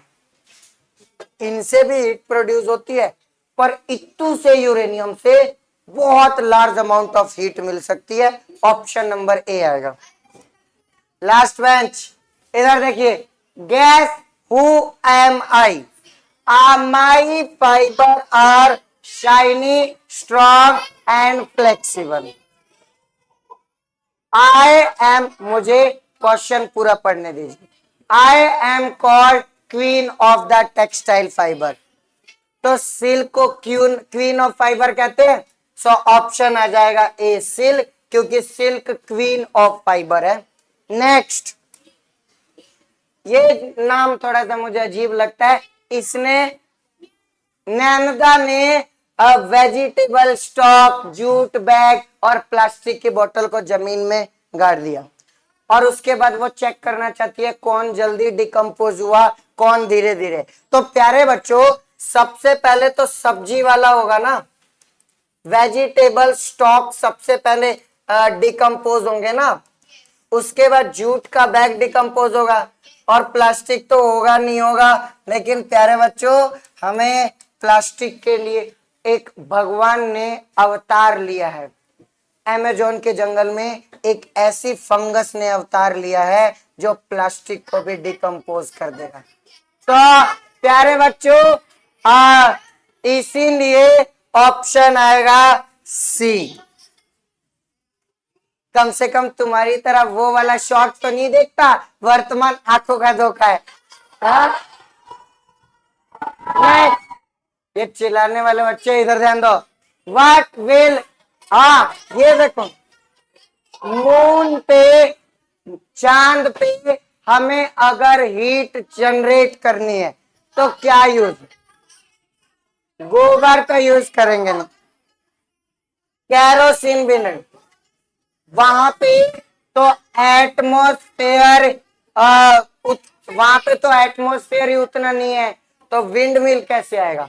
सोलर कुकर क्या होगा? मून पे एटमॉस्फेयर नहीं है ना, तो सन की रेडिएशन बिना फिल्टर हुए डायरेक्ट मून पे पड़ती है, तो हम सन की रेडिएशन का यूज करके सोलर कुकर तो बना ही सकते हैं, इसीलिए ऑप्शन नंबर डी आएगा, सोलर कुकर।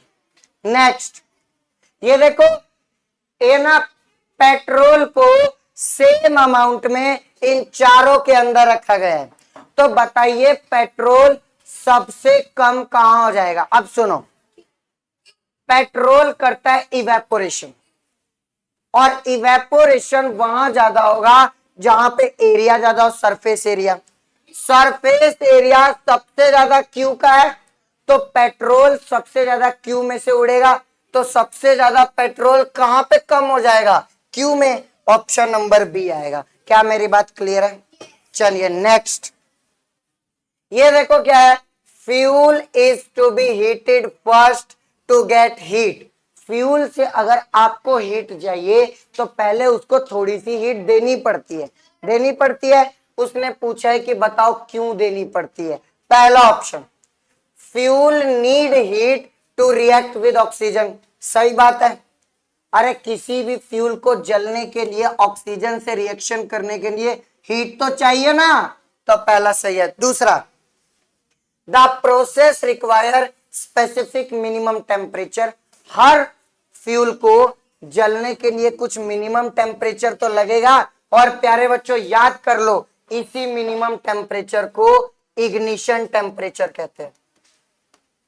हर सब्सटेंस को जलने के लिए खुद का कुछ ना कुछ मिनिमम टेम्परेचर तो लगेगा ही जलने के लिए, उसी मिनिमम टेम्परेचर को इग्निशन टेम्परेचर कहते हैं, और डिफरेंट सब्सटेंस का डिफरेंट इग्निशन टेम्परेचर होता है। तो ये कह रहा है फ्यूल के पास केमिकल एनर्जी है, तो मैं क्या करूं?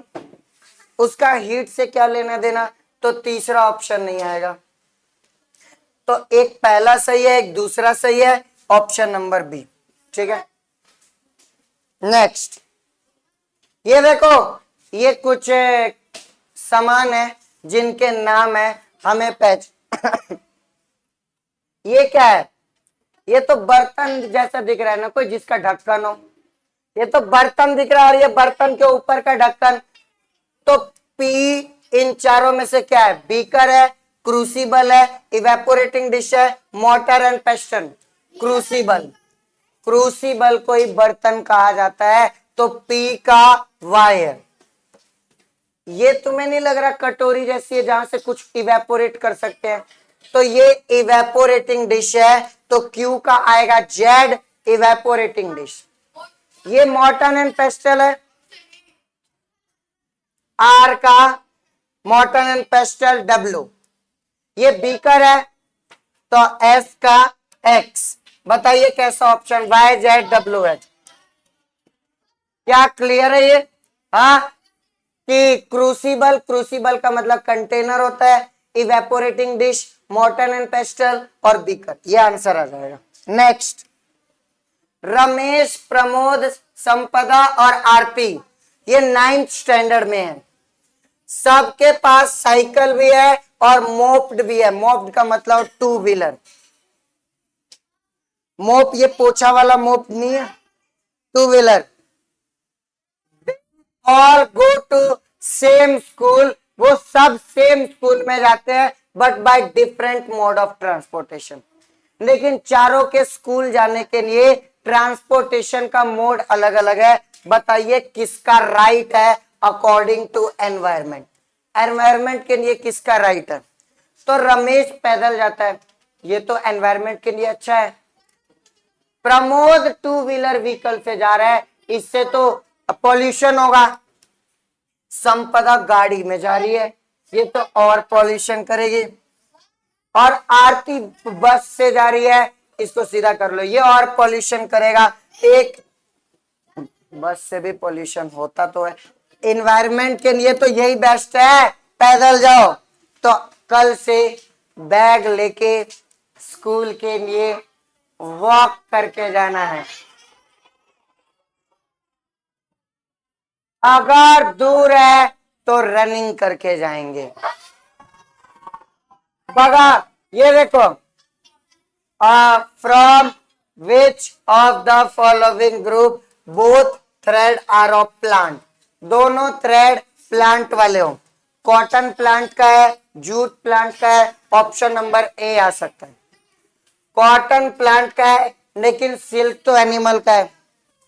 जूट प्लांट का है, सिल्क एनिमल, दोनों भी एनिमल। एक ही ऑप्शन है जिसमें दोनों भी प्लांट वाले हैं, तो काव्या चुप रहना है, ए ऑप्शन आ जाएगा 58 का। Next, while riding a motor bike और स्कूटर। मोटर बाइक और स्कूटर पहनते समय हेलमेट क्यों पहनना चाहिए? इसके लिए ये है ना, फिर आराम से हो जाएगा, बस चुप रहो, आराम से आधे घंटे में हो जाएगा। क्लियर है क्या? बस जाने से पहले लास्ट में 2-4 को जरूर पीटूंगा जो सुन नहीं रहे, फिक्स है, और बुक भी छीनूंगा उनकी। देखो, तो इसका आंसर आएगा, ब्रेन को प्रोटेक्ट करने के लिए हेलमेट पहनते हैं। Next, what is the chemical name of marble? Marble का केमिकल नेम कैल्शियम कार्बोनेट होता है। Option number A is correct option. ये तो जानते हो पत्थर है, 3 तरह के पत्थर होते हैं ना, वो सेडिमेंट्री और मेटामॉर्फिक। ये शायद सेडिमेंट्री के एग्जांपल या मेटामॉर्फिक, देख लेना मार्बल। नेक्स्ट, ये फिगर दिया हुआ है एक्स मैन मेड और वाई नेचुरल, लेकिन नेचुरल में भी देखो उसको प्लांट वाले गोले में नहीं रखा गया है, मतलब वो एनिमल वाला है। मतलब X man made, Y animal वाला। मैन मेड ये है, ये नहीं है, ये नहीं है, ये मैन मेड है। एनिमल ये नहीं है, ये एनिमल है। Option number D. बहुत सिंपल क्वेश्चन था, देख लो। नेक्स्ट, ये फायर ट्रायंगल है। फायर ट्रायंगल का मतलब आग लगाने के लिए हीट और फ्यूल के अलावा तीसरी चीज क्या चाहिए? ऑक्सीजन चाहिए। Option number D, oxygen is the correct option. मुंह बंद करिए। ये arrange the writing material as per chronological order, कि लिखने के लिए पहले क्या यूज होता था, बाद में क्या, बाद में क्या। तो पहले तो स्टोन की पत्थर आनी चाहिए थी, लेकिन ऐसे ऑप्शन बनाए नहीं है, तो सबसे पहला आएगा क्या? उसके बाद और आज ADCB। क्लियर है?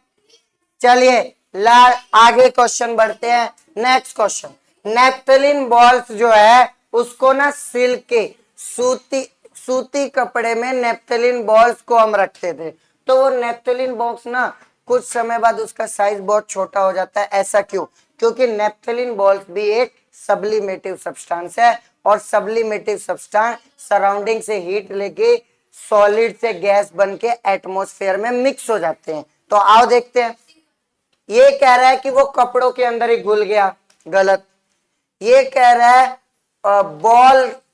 बॉल टूट गई होगी कॉपर के प्रेशर की वजह से, गलत। क्लोथ्स को कपड़े नहीं कह सकते। अबे कपड़े बोला है मैंने। Particles of ball might have mixed with atmosphere, यही हुआ होगा ना, सब्लिमेशन की वजह से एटमॉस्फेयर में मिक्स हो गया होगा। फोर्थ कह रहा है कॉकरोच खा गया होगा। अरे क्या है ये? ऑप्शन नंबर सी आएगा कि एटमॉस्फेयर में मिक्स हो गया। नेक्स्ट, सीएनजी और एलपीजी को व्हीकल में क्यों यूज करना चाहिए? क्योंकि वो बेयर मिनिमम पॉल्यूशन करते हैं। तो देखो पहला ऑप्शन, क्योंकि पेट्रोल टैंक में कम जगह लेंगे। अबे जगह की बात नहीं है, टाइम बचाएंगे, स्पीड बढ़ाएंगे, पॉल्यूशन कम करेंगे। Option number D. Next, what precaution, precaution का मतलब सावधानियां। What precaution should we take while going out in the house in the area of temperature 47? जब मैं लास्ट ईयर गर्मियों की छुट्टी में गया था, तो मेरे आने से पहले टेम्परेचर जून में 2-3 तारीख को वो 47 डिग्री सेल्सियस था उस दिन, और जून में और बढ़ता मैक्सिमम। अभी पिछले साल, फिर मैं चेक करता हूँ ना, मेरे के उस फोन में दोनों लातूर का और वहां का भी दिखता है, तो 51 डिग्री सेल्सियस तक मैंने जो देखा था वो मैक्सिमम गया था टेम्परेचर। तो कह रहा है जब टेम्परेचर 40 डिग्री सेल्सियस हो तो क्या करना चाहिए? सिंपल सी बात है, वो पापड़ लेके आओ, एक बर्तन दो, बाहर धूप में रख दो, हाँ, आराम से रोस्ट हो जाएंगे, मजे से खेलते रहो खाते। तो देखो, ये कह रहा है व्हाइट क्लोथ पहनिए, ये कह रहा है प्लास्टिक की चप्पल पहनिए। ये तो गलत हो गया। क्यों? क्योंकि प्लास्टिक की चप्पल और गर्म हो जाती है सनलाइट में। ब्लैक कपड़े नहीं पहनने, क्योंकि ब्लैक कपड़े सनलाइट को एब्जॉर्ब करेंगे और गर्म हो जाएंगे और गर्मी लगेगी। वूलन क्लॉथ तो और गर्म।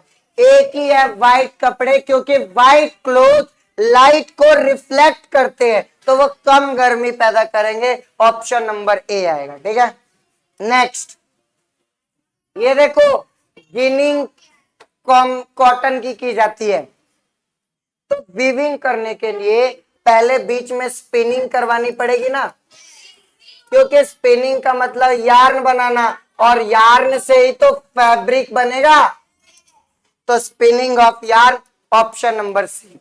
नेक्स्ट ये देखो, कैटल की हैंडल जो होती है वो प्लास्टिक से कवर्ड होती है। क्यों? ताकि चाय गर्म रहे। चाय गर्म रहे, इसका हैंडल से क्या लेना देना? टू अवॉइड स्कैल्डिंग बाय कैटल, बिल्कुल सही बात है, ताकि हमारे हाथ ना जले, इसलिए किया जाता है। बी है। सी नहीं आएगा, क्योंकि प्लास्टिक बैड कंडक्टर इलेक्ट्रिसिटी का है मान लिया, पर इसको अगर आंसर ही देना है तो हीट की बात करनी चाहिए थी, ये इलेक्ट्रिसिटी की बात कर रहा है, तो ये नहीं आएगा। फोर्थ कह रहा है कैटल लंबे समय तक चले, इसलिए हैंडल प्लास्टिक का होता है। गलत। एक ही सही है कि हमारे हाथ जलने से बच सके, उसलिए प्लास्टिक के हैंडल लगते हैं। Option number B is correct option. Next देखिए, कंप्लीट द एनालॉजी। डायमंड की स्पेलिंग गलत है, लेकिन डायमंड ग्लास कटिंग में यूज होता है। तो कोयला किस में यूज होता है? मिनरल, कार्बन, वाटर प्योरिफिकेशन में। पेंसिल की लीड नहीं। सुनना मेरी बात, चारकोल नाम सुना? चारकोल को जब हम पानी में डालते हैं ना दीदी, तो चारकोल क्या करता है, वाटर के अंदर जितना भी कलर, जितने भी केमिकल होते हैं उसको एब्जॉर्ब कर लेता है, खींच लेता है अपनी तरफ, तो वाटर साफ हो जाता है। तो इसीलिए आंसर आएगा water purification. Next, charcoal black रहता है, पर पानी ब्लैक नहीं होता दीदी, पानी साफ होता है उससे, क्योंकि चारकोल का कलर वाटर में मिक्स नहीं होता। नहीं, बैक्टीरिया तो मारना है, क्लोरीन भी तो डालोगे, वो बैक्टीरिया थोड़ी मार रहा है। आगे देखिए, इनकरेक्ट स्टेटमेंट, ये कह रहा है रबर ग्लव्स का यूज करना चाहिए। रबर बोलते हो ना तुम? हाँ, रबर ग्लव का यूज करना चाहिए जब हम बिजली का काम कर रहे हैं। बिल्कुल सही बात है, क्योंकि वो बैड कंडक्टर होता है। सेकेंड ऑप्शन, पगड़ी, टर्बन पहनना चाहिए जब आप धूप में ज्यादा देर काम करते हो। बिल्कुल सही बात है। थर्ड, foment the burn with hot water bag. गलत। एक तो जल गया है, ऊपर से और गर्म करूं। जब मेरी आईब्रो जली थी तो कुछ उस समय बर्न में ट्यूब घर में थी, पर वो खत्म हो गई थी, तो मैंने ना कोलगेट लगा लिया था, क्योंकि कोलगेट ठंडा होता है और ये गर्म चीज की बात और जलाने की बात कर रहा है। गलत।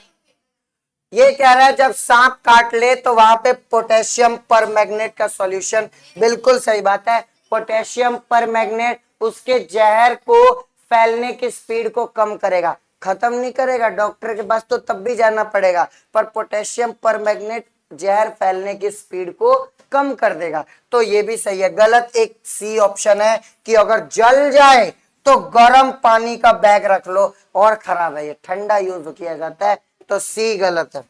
नेक्स्ट, ये देखो, तो देखो इसने ना इन चारों टेस्ट ट्यूब में ये मेटल के पीस रखे हुए हैं और कह रहा है कि डिक्रीजिंग ऑर्डर बनाइए कि जंग सबसे ज्यादा किसमें लगेगा और सबसे कम किसमें लगेगा। तो सुनो, सबसे जल्दी लोहे में जंग एसिड में होगा, क्योंकि एसिड तुरंत उससे रिएक्शन करेगा। 3। उसके बाद पानी में होगा, क्योंकि पानी में एयर और वाटर दोनों होता है। फिर हवा में होगा, और सबसे कम यहां होगा, क्योंकि ना यहां मेटल के ऊपर ऑयल पेंट कर दिया गया है, इसीलिए सबसे कम यहां होगा।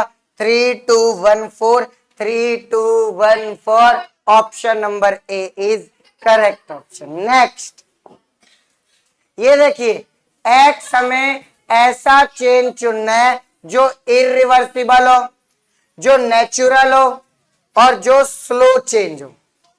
तो आइए देखते हैं। मेटेरॉइड जो नीचे गिर रहा है वो स्लो चेंज थोड़ी है, तेजी से गिर रहा है। क्लाउड फॉर्मेशन इरिवर्सिबल थोड़ी है, वो तो रिवर्सिबल होता है। फोटोसिंथेसिस इरिवर्सिबल भी है, नेचुरल भी है, स्लो भी है। एक बार फोटोसिंथेसिस हो गई तो अब नए सब्सटेंस की दोबारा होगी, उसी सब्सटेंस की दोबारा थोड़ी होती है। बॉम्ब एक्सप्लोजन तो फास्ट होता है, स्लो नहीं होता। एक ही ऑप्शन आएगा, option number C, photosynthesis. Next, ये क्या कह रहा है, मीरा ने स्कूल में एक पानी की बोतल छोड़ दी। पानी की बोतल छोड़ दी, तो जब नेक्स्ट डे मीरा गई तो मीरा ने क्या किया कि देखा कि बोतल आधा भरा हुआ था, तो जहां पे बोतल में पानी नहीं था वहां पानी की बूंदे अंदर में दिख रही है। तो ऐसा क्या हुआ होगा, पहले पानी उड़ा होगा, लेकिन ढक्कन बंद थी तो बाहर जा नहीं पाया, तो वहीं कंडेंसेशन हो गया। तो पहले इवेपोरेशन, फिर कंडेंसेशन। तो जो मीरा जी थे उन्होंने पहले इवेपोरेशन देखा होगा और फिर condensation, option number C. Next, ये देखो, ये मान लो एक क्लोथ्स है, इस पे दाग लगा हुआ है। सबसे पहले मैंने इस पे साबुन लगाया, ये पहला एक्शन है। फिर पानी से धो दिया, ये दूसरा एक्शन है। तो साबुन लगाना कैसा एक्शन है और धोना कैसा। तो जब हम साबुन कपड़े पे लगाते हैं ना, तो वो दाग से रिएक्शन करता है, तो पहला एक्शन केमिकल एक्शन है। और जब आप पानी से धो रहे हो तो आप डिसॉल्व करवा रहे हो, वहां रिएक्शन नहीं हो रही, तो दूसरा फिजिकल एक्शन है। तो साबुन लगाना केमिकल और उसको वाटर से धोना physical, option number A. Clear है क्या? अगर कोई ध्यान नहीं दे रहा है ना, बताता हूं मैं, एक बार क्लास खत्म होने दीजिए।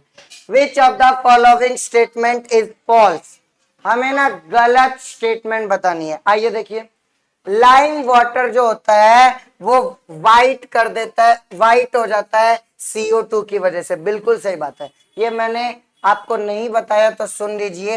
लाइम वाटर जो होता है, इसको कहते हैं लाइम वाटर। जब इसकी CO2 से रिएक्शन करवाते हैं ना, तो कैल्शियम कार्बोनेट बनता है, और कैल्शियम कार्बोनेट की वजह से वाटर मिल्की कलर का हो जाता है। तो इसका मतलब तुम्हें मैं बताता हूं, पहला तो सही है। दूसरा देखो, ओजोन मॉलिक्यूल को तोड़ना एक केमिकल चेंज है। बिल्कुल सही बात है, क्योंकि ओजोन टूटेगा, O2 और ऑक्सीजन में केमिकल चेंज है। Third, blue litmus paper red हो जाता है लाइम जूस। बिल्कुल सही बात है, लाइम जूस में होता है एसिड, और एसिड में blue litmus paper red colour दे देता है। तो ये भी सही है। एक पेपर होता है जिससे हम पता लगाते हैं हमारा सॉल्यूशन एसिडिक है या बेसिक। ऑक्सीजन कंबस्टिबल नहीं है, लेकिन वो कंबशन को हेल्प करता है। प्यारे बच्चों, यहाँ ऑप्शन में कुछ तो मुझे लगता है दिक्कत है, इसने गलत पूछा है, लेकिन गलत एक भी नहीं है, चारों के चारों ऑप्शन करेक्ट है। ठीक है, हाँ वो बात है कि ऐसा, क्योंकि यहाँ पे ना लाइम वाटर मिल्की कलर का होता है, ये भी सही है, चारों ऑप्शन सही है इसमें। Next, what is common among following phenomena, इन सारे फिनोमिना में कॉमन क्या है? ऑल आर क्या? Physical change. लेकिन फिजिकल तो नहीं आएगा, क्योंकि ग्रोथ ऑफ प्लांट फिजिकल थोड़ी है। स्लो चेंज, सीजन चेंज होना स्लो है, ब्लूमिंग स्लो है, नेल का बढ़ना स्लो है, और प्लांट की ग्रोथ, ये आ सकता है। फास्ट चेंज नहीं आएगा, रिवर्सिबल नहीं आएगा, एक ही ऑप्शन सही है, all are slow change. Clear है क्या? आगे ये देखो, अगेन ग्राफ आ गया और बोल रहा है कि बॉइलिंग और फ्रीजिंग को ग्राफ का कौन सा पार्ट, क्या आपको याद है? बॉइलिंग और फ्रीजिंग ट्रांजिशन होता है, ट्रांजिशन को हॉरिजॉन्टल लाइन बताते हैं।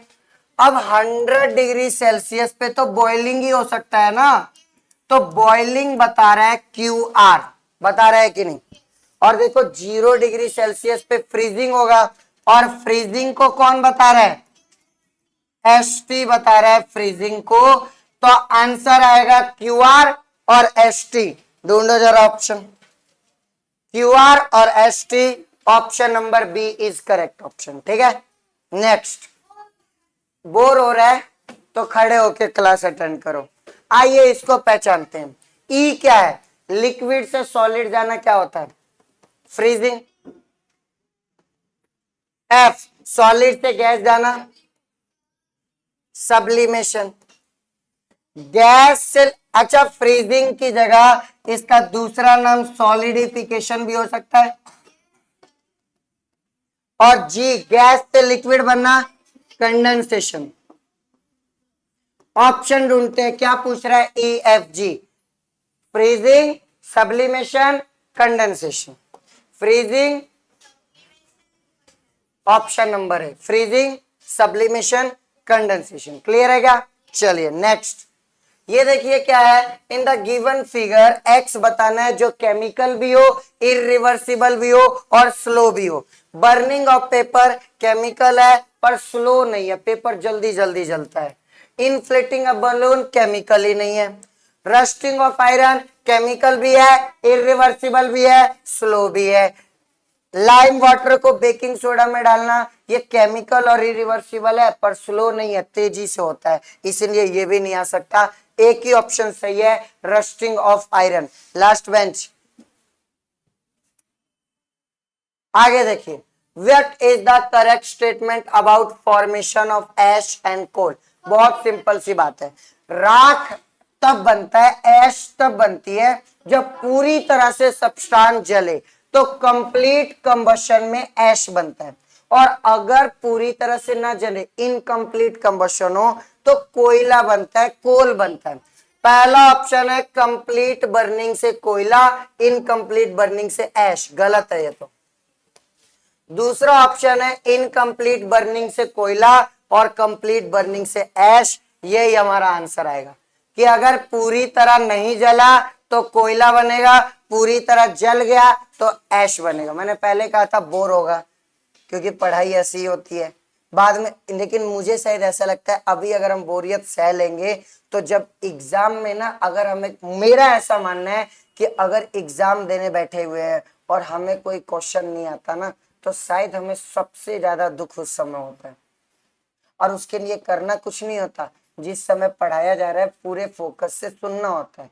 That is the bad feeling कि एग्जाम में हमें क्वेश्चन नहीं आ रहा, और उसको ओवरकम करने के लिए आपको सिर्फ सुनने के लिए कहा जा रहा है, आपसे वो नहीं हो रहा। हर क्वेश्चन अलग कंसेप्ट पे है, फिर भी आप लोग नहीं सुन रहे। Next, complete the analogy. माचिस का जलना फास्ट चेंज है और केमिकल चेंज है, तो सीड का जर्मिनेट होना कैसा है? स्लो और केमिकल। स्लो और केमिकल आएगा, फास्ट वाले वैसे ही गलत है और फिजिकल वाला वैसे ही गलत है। जर्मिनेशन मतलब सीड का उगना, सीड में से प्लांट का निकलना।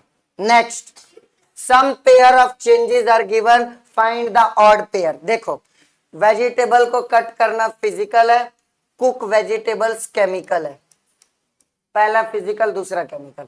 नीड अ डो, आटा गूंथना फिजिकल है और to bake the roti chemical है। टू मेक फर्नीचर फिजिकल है, to make paper from wood chemical है।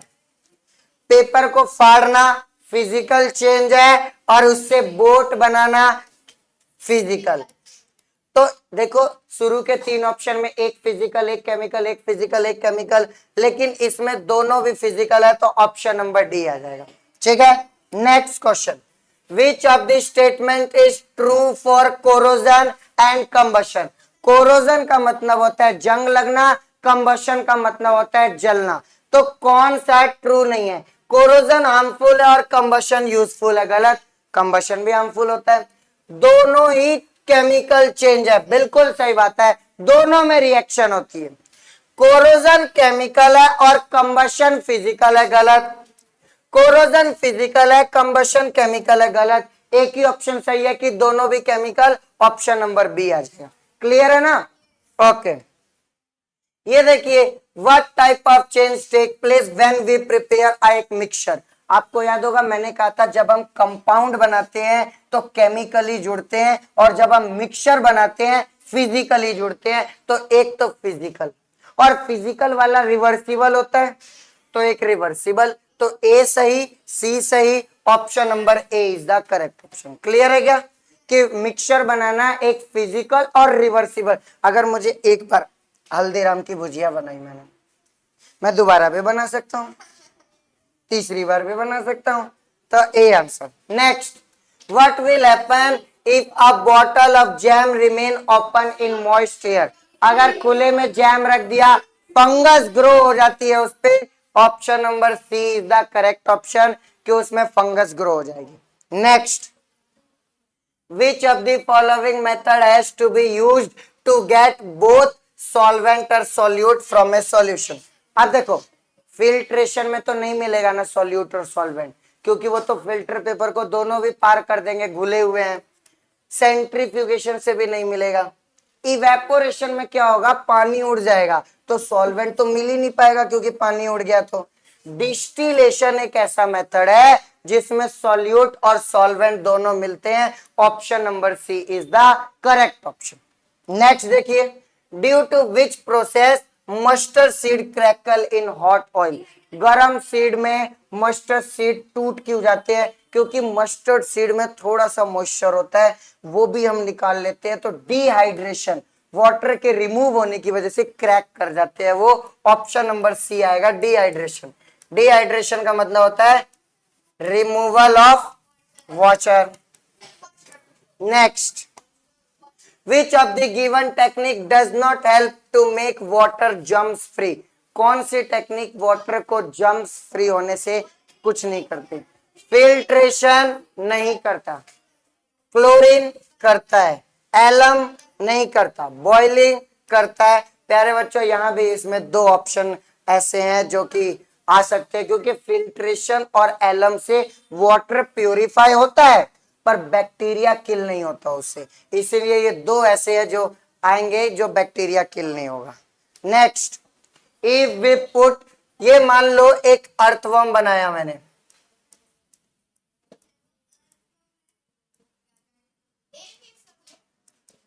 अर्थवर्म बनाया, इसके ये सीधा जा रहा था, मैंने नमक छिड़क दिया, सीधा जा रहा था ये, मैंने नमक छिड़क दिया, तो ये क्या करेगा? It will move toward that self. क्या ये आर पार करके चला जाए?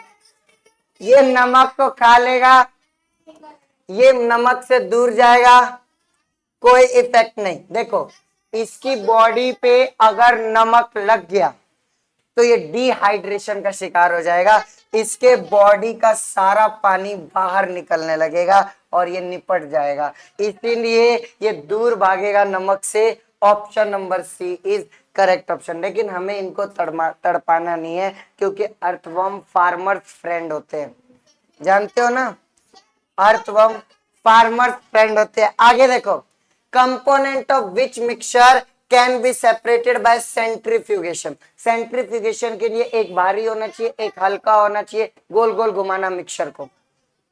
तो देखो, वाटर और शुगर तो आ नहीं सकता क्योंकि वो पानी में डिसॉल्व हो चुका है, घुली हुई चीजें तो होंगी नहीं।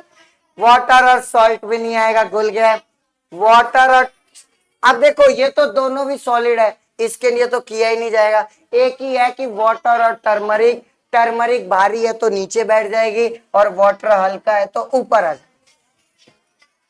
टर्मरिक वो दीदी पानी बेशक येलो कलर का हो जाता है पर घुलता नहीं है वो। आगे देखिए, which of the method is used to get diesel from crude oil. Petroleum में से डीजल को निकालने के लिए हम जिस टेक्निक का यूज करते हैं उसका नाम है फ्रैक्शनल डिस्टिलेशन। फ्रैक्शनल डिस्टिलेशन से ही हमें कच्चे तेल से पेट्रोल, डीजल, एलपीजी मिलता है। ऑप्शन नंबर डी आएगा, फ्रैक्शनल डिस्टिलेशन। क्यों? फ्रैक्शनल डिस्टिलेशन कब होता है? जब बॉइलिंग पॉइंट का difference less than 25 degree Celsius या 25 केल्विन, तब हम ये यूज करते हैं, और इससे ज्यादा हो तो simple distillation. Next, which order of substances is proper filtration? ये तो जानते हैं ना, सबसे पहले बड़े बड़े पत्थर होंगे, कहां है ये बड़े बड़े पत्थर, फिर पाउडर फॉर्म के, नहीं ये गलत है, बीच में पाउडर वाला तो लास्ट में आएगा। सबसे पहले, एक मिनट मैं यहां लिख देता हूं, फाइन सैंड तो सबसे लास्ट, नहीं बीच में फाइन सैंड। एक मिनट ये बताओ, पाउडर ज्यादा स्मॉलर होता है या फाइन सैंड? तो पाउडर वाला, इसका आंसर मैं लिख देता हूं, ये आएगा कोर्स्ड सैंड, थोड़े बड़े बड़े मिट्टी के वो, उसके बाद फाइन सैंड, और लास्ट में पाउडर्ड सैंड। ये आंसर होना चाहिए, आप इसको दिमाग में रख लेना इस ऑर्डर में। चलिए next, which of the following statement is सही? सही स्टेटमेंट बताना है। आओ, centrifugation method is used to separate blood cell and blood plasma. बिल्कुल सही है। जब हम हमारा ब्लड वो निकालता है तो उसको एक मशीन में रखता है जो गोल गोल घूम रही होती है, तो वो वहां सेंट्रीफ्यूगेशन करवाता है।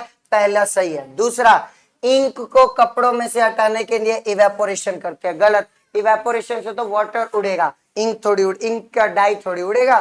थर्ड, आयोडीन और सॉल्ट को फिल्ट्रेशन से अलग करते हैं। गलत, दोनों भी सॉलिड है, फिल्ट्रेशन से अलग होंगे ही नहीं। फोर्थ, शुगर को क्रिस्टलाइजेशन में से ऑब्टेन किया जाता है। बिल्कुल सही बात है, ये सही है। एक पहला सही, एक फोर्थ सही, ऑप्शन नंबर डी है। क्लियर है? Next, which of the following mixture of two substances can be separated by distillation? अभी अभी बताया ना, बॉइलिंग पॉइंट का डिफरेंस होगा तभी डिस्टिलेशन किया जाएगा। देखो थर्ड ऑप्शन में कह रहा है different boiling point, second option में, तो ऑप्शन नंबर बी आ जाएगा कि बॉइलिंग पॉइंट का डिफरेंस जिसमें होता है उसमें ही डिस्टिलेशन यूज होता है। अगर आप लोग चुपचाप नहीं बैठे तो मार खाओगे। ध्यान से सुनो, ओ सेम तरह के एटम से मिलकर बने हैं, सेम तरह के एटम से जो मिलकर बनते हैं उन्हें एलिमेंट कहा जाता है, तो पी एलिमेंट है।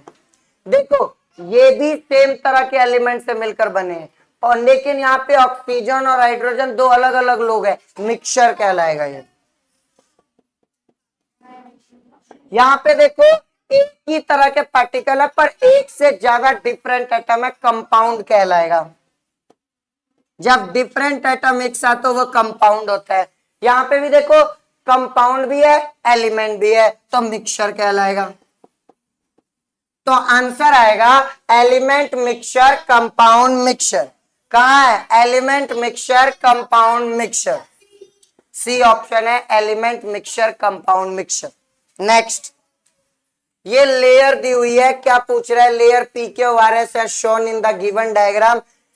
अगर मैं इस लेयर को उल्टा कर दूं, मोटे मोटे पत्थर नीचे और बिल्कुल पाउडर वाले ऊपर कर दूं, तो क्या होगा भैया? इससे तो फिल्ट्रेशन का प्रोसेस धीरे हो जाएगा ना, क्योंकि अगर ऊपर फाइन वाले आ गए तो वो वाटर को बहुत धीरे धीरे नीचे जाने देंगे, तो इससे क्या होगा? फिल्ट्रेशन स्लो हो जाएगा। ये कह रहा है फिल्ट्रेशन बढ़ जाएगा। गलत, ये कह रहा है फिल्ट्रेशन स्लो हो जाएगा। सही है। ये कह रहा है वाटर ज्यादा प्योर होगा, वाटर तो उतना ही प्योर हो रहा है, लेयर तो वही है। ये कह रहा है नो इफेक्ट। ऐसा भी हो सकता है वाटर कम प्योर हो, क्योंकि ऊपर से तो उल्टा कर देने पे ऊपर से प्योर आएगा, और हो सकता है बड़े पत्थरों की वजह से थोड़ा इम्प्योर हो जाए। समझ रहे हो? तो एक ही ऑप्शन सही है, फिल्ट्रेशन डिक्रीज हो जाएगा। Next question, gas XYZ, glass, एक ग्लास है X, एक ग्लास है Y, और एक ग्लास है जेड। इन तीनों में सेम क्वांटिटी में वाटर है। एक्स को टेबल पे रख दिया, वाई को फ्रीज में रख दिया और जेड को हीट कर दिया। तो कह रहे हैं नमक तीनों में से किस में सबसे पहले घुलेगा? जेड वाले में, क्योंकि जेड को हीट कर रहे हैं और हीट करने पे टेम्परेचर बढ़ेगा, टेम्परेचर बढ़ने पे सॉल्युबिलिटी बढ़ती है। नेक्स्ट ये देखो, dash should be used for separating the ingredient of oil and water. Oil और वाटर इमिसिबल लिक्विड है और इमिसिबल लिक्विड को अलग करने के लिए सेपरेटिंग फनल का यूज किया जाता है। तो ऑप्शन नंबर ए आएगा कि इमिसिबल लिक्विड के लिए separating funnel. What is the correct order of farming? Farming करेगा करेक्ट ऑर्डर, सबसे पहले जमीन खोदेंगे, ये प्लगिंग, उसके बाद सोइंग, उसके बाद कटिंग, उसके बाद थ्रेशिंग और लास्ट में QSRT यहाँ पे P आएगा और यहाँ पे R, QSPTR, option number D. प्यारे बच्चे सेंचुरी कंप्लीट हो गया। आखिरी question, gas who I M. मैं फिल्ट्रेशन के काम आता हूं, मैं गैसियस एलिमेंट के काम आता हूं, मैं सॉलिड को कलेक्ट करने के काम आ रहा हूं और मैं उल्टा और सीधा दोनों यूज होता हूं। मैं ना डायग्राम बताता हूं, आप बताना क्या हो सकता है। बीकर ऐसा होता है, फनल ऐसी होती है, फ्लास्क ऐसा होगा, इवेपोरेटिंग डिश ऐसी होगी। उल्टा फनल में ही ऊपर भी जगह है नीचे भी, तो फनल को ही उल्टा सीधा यूज कर सकते हैं। ऑप्शन, बैठे रहिए अभी, ऑप्शन नंबर डी। तो थैंक यू सो मच।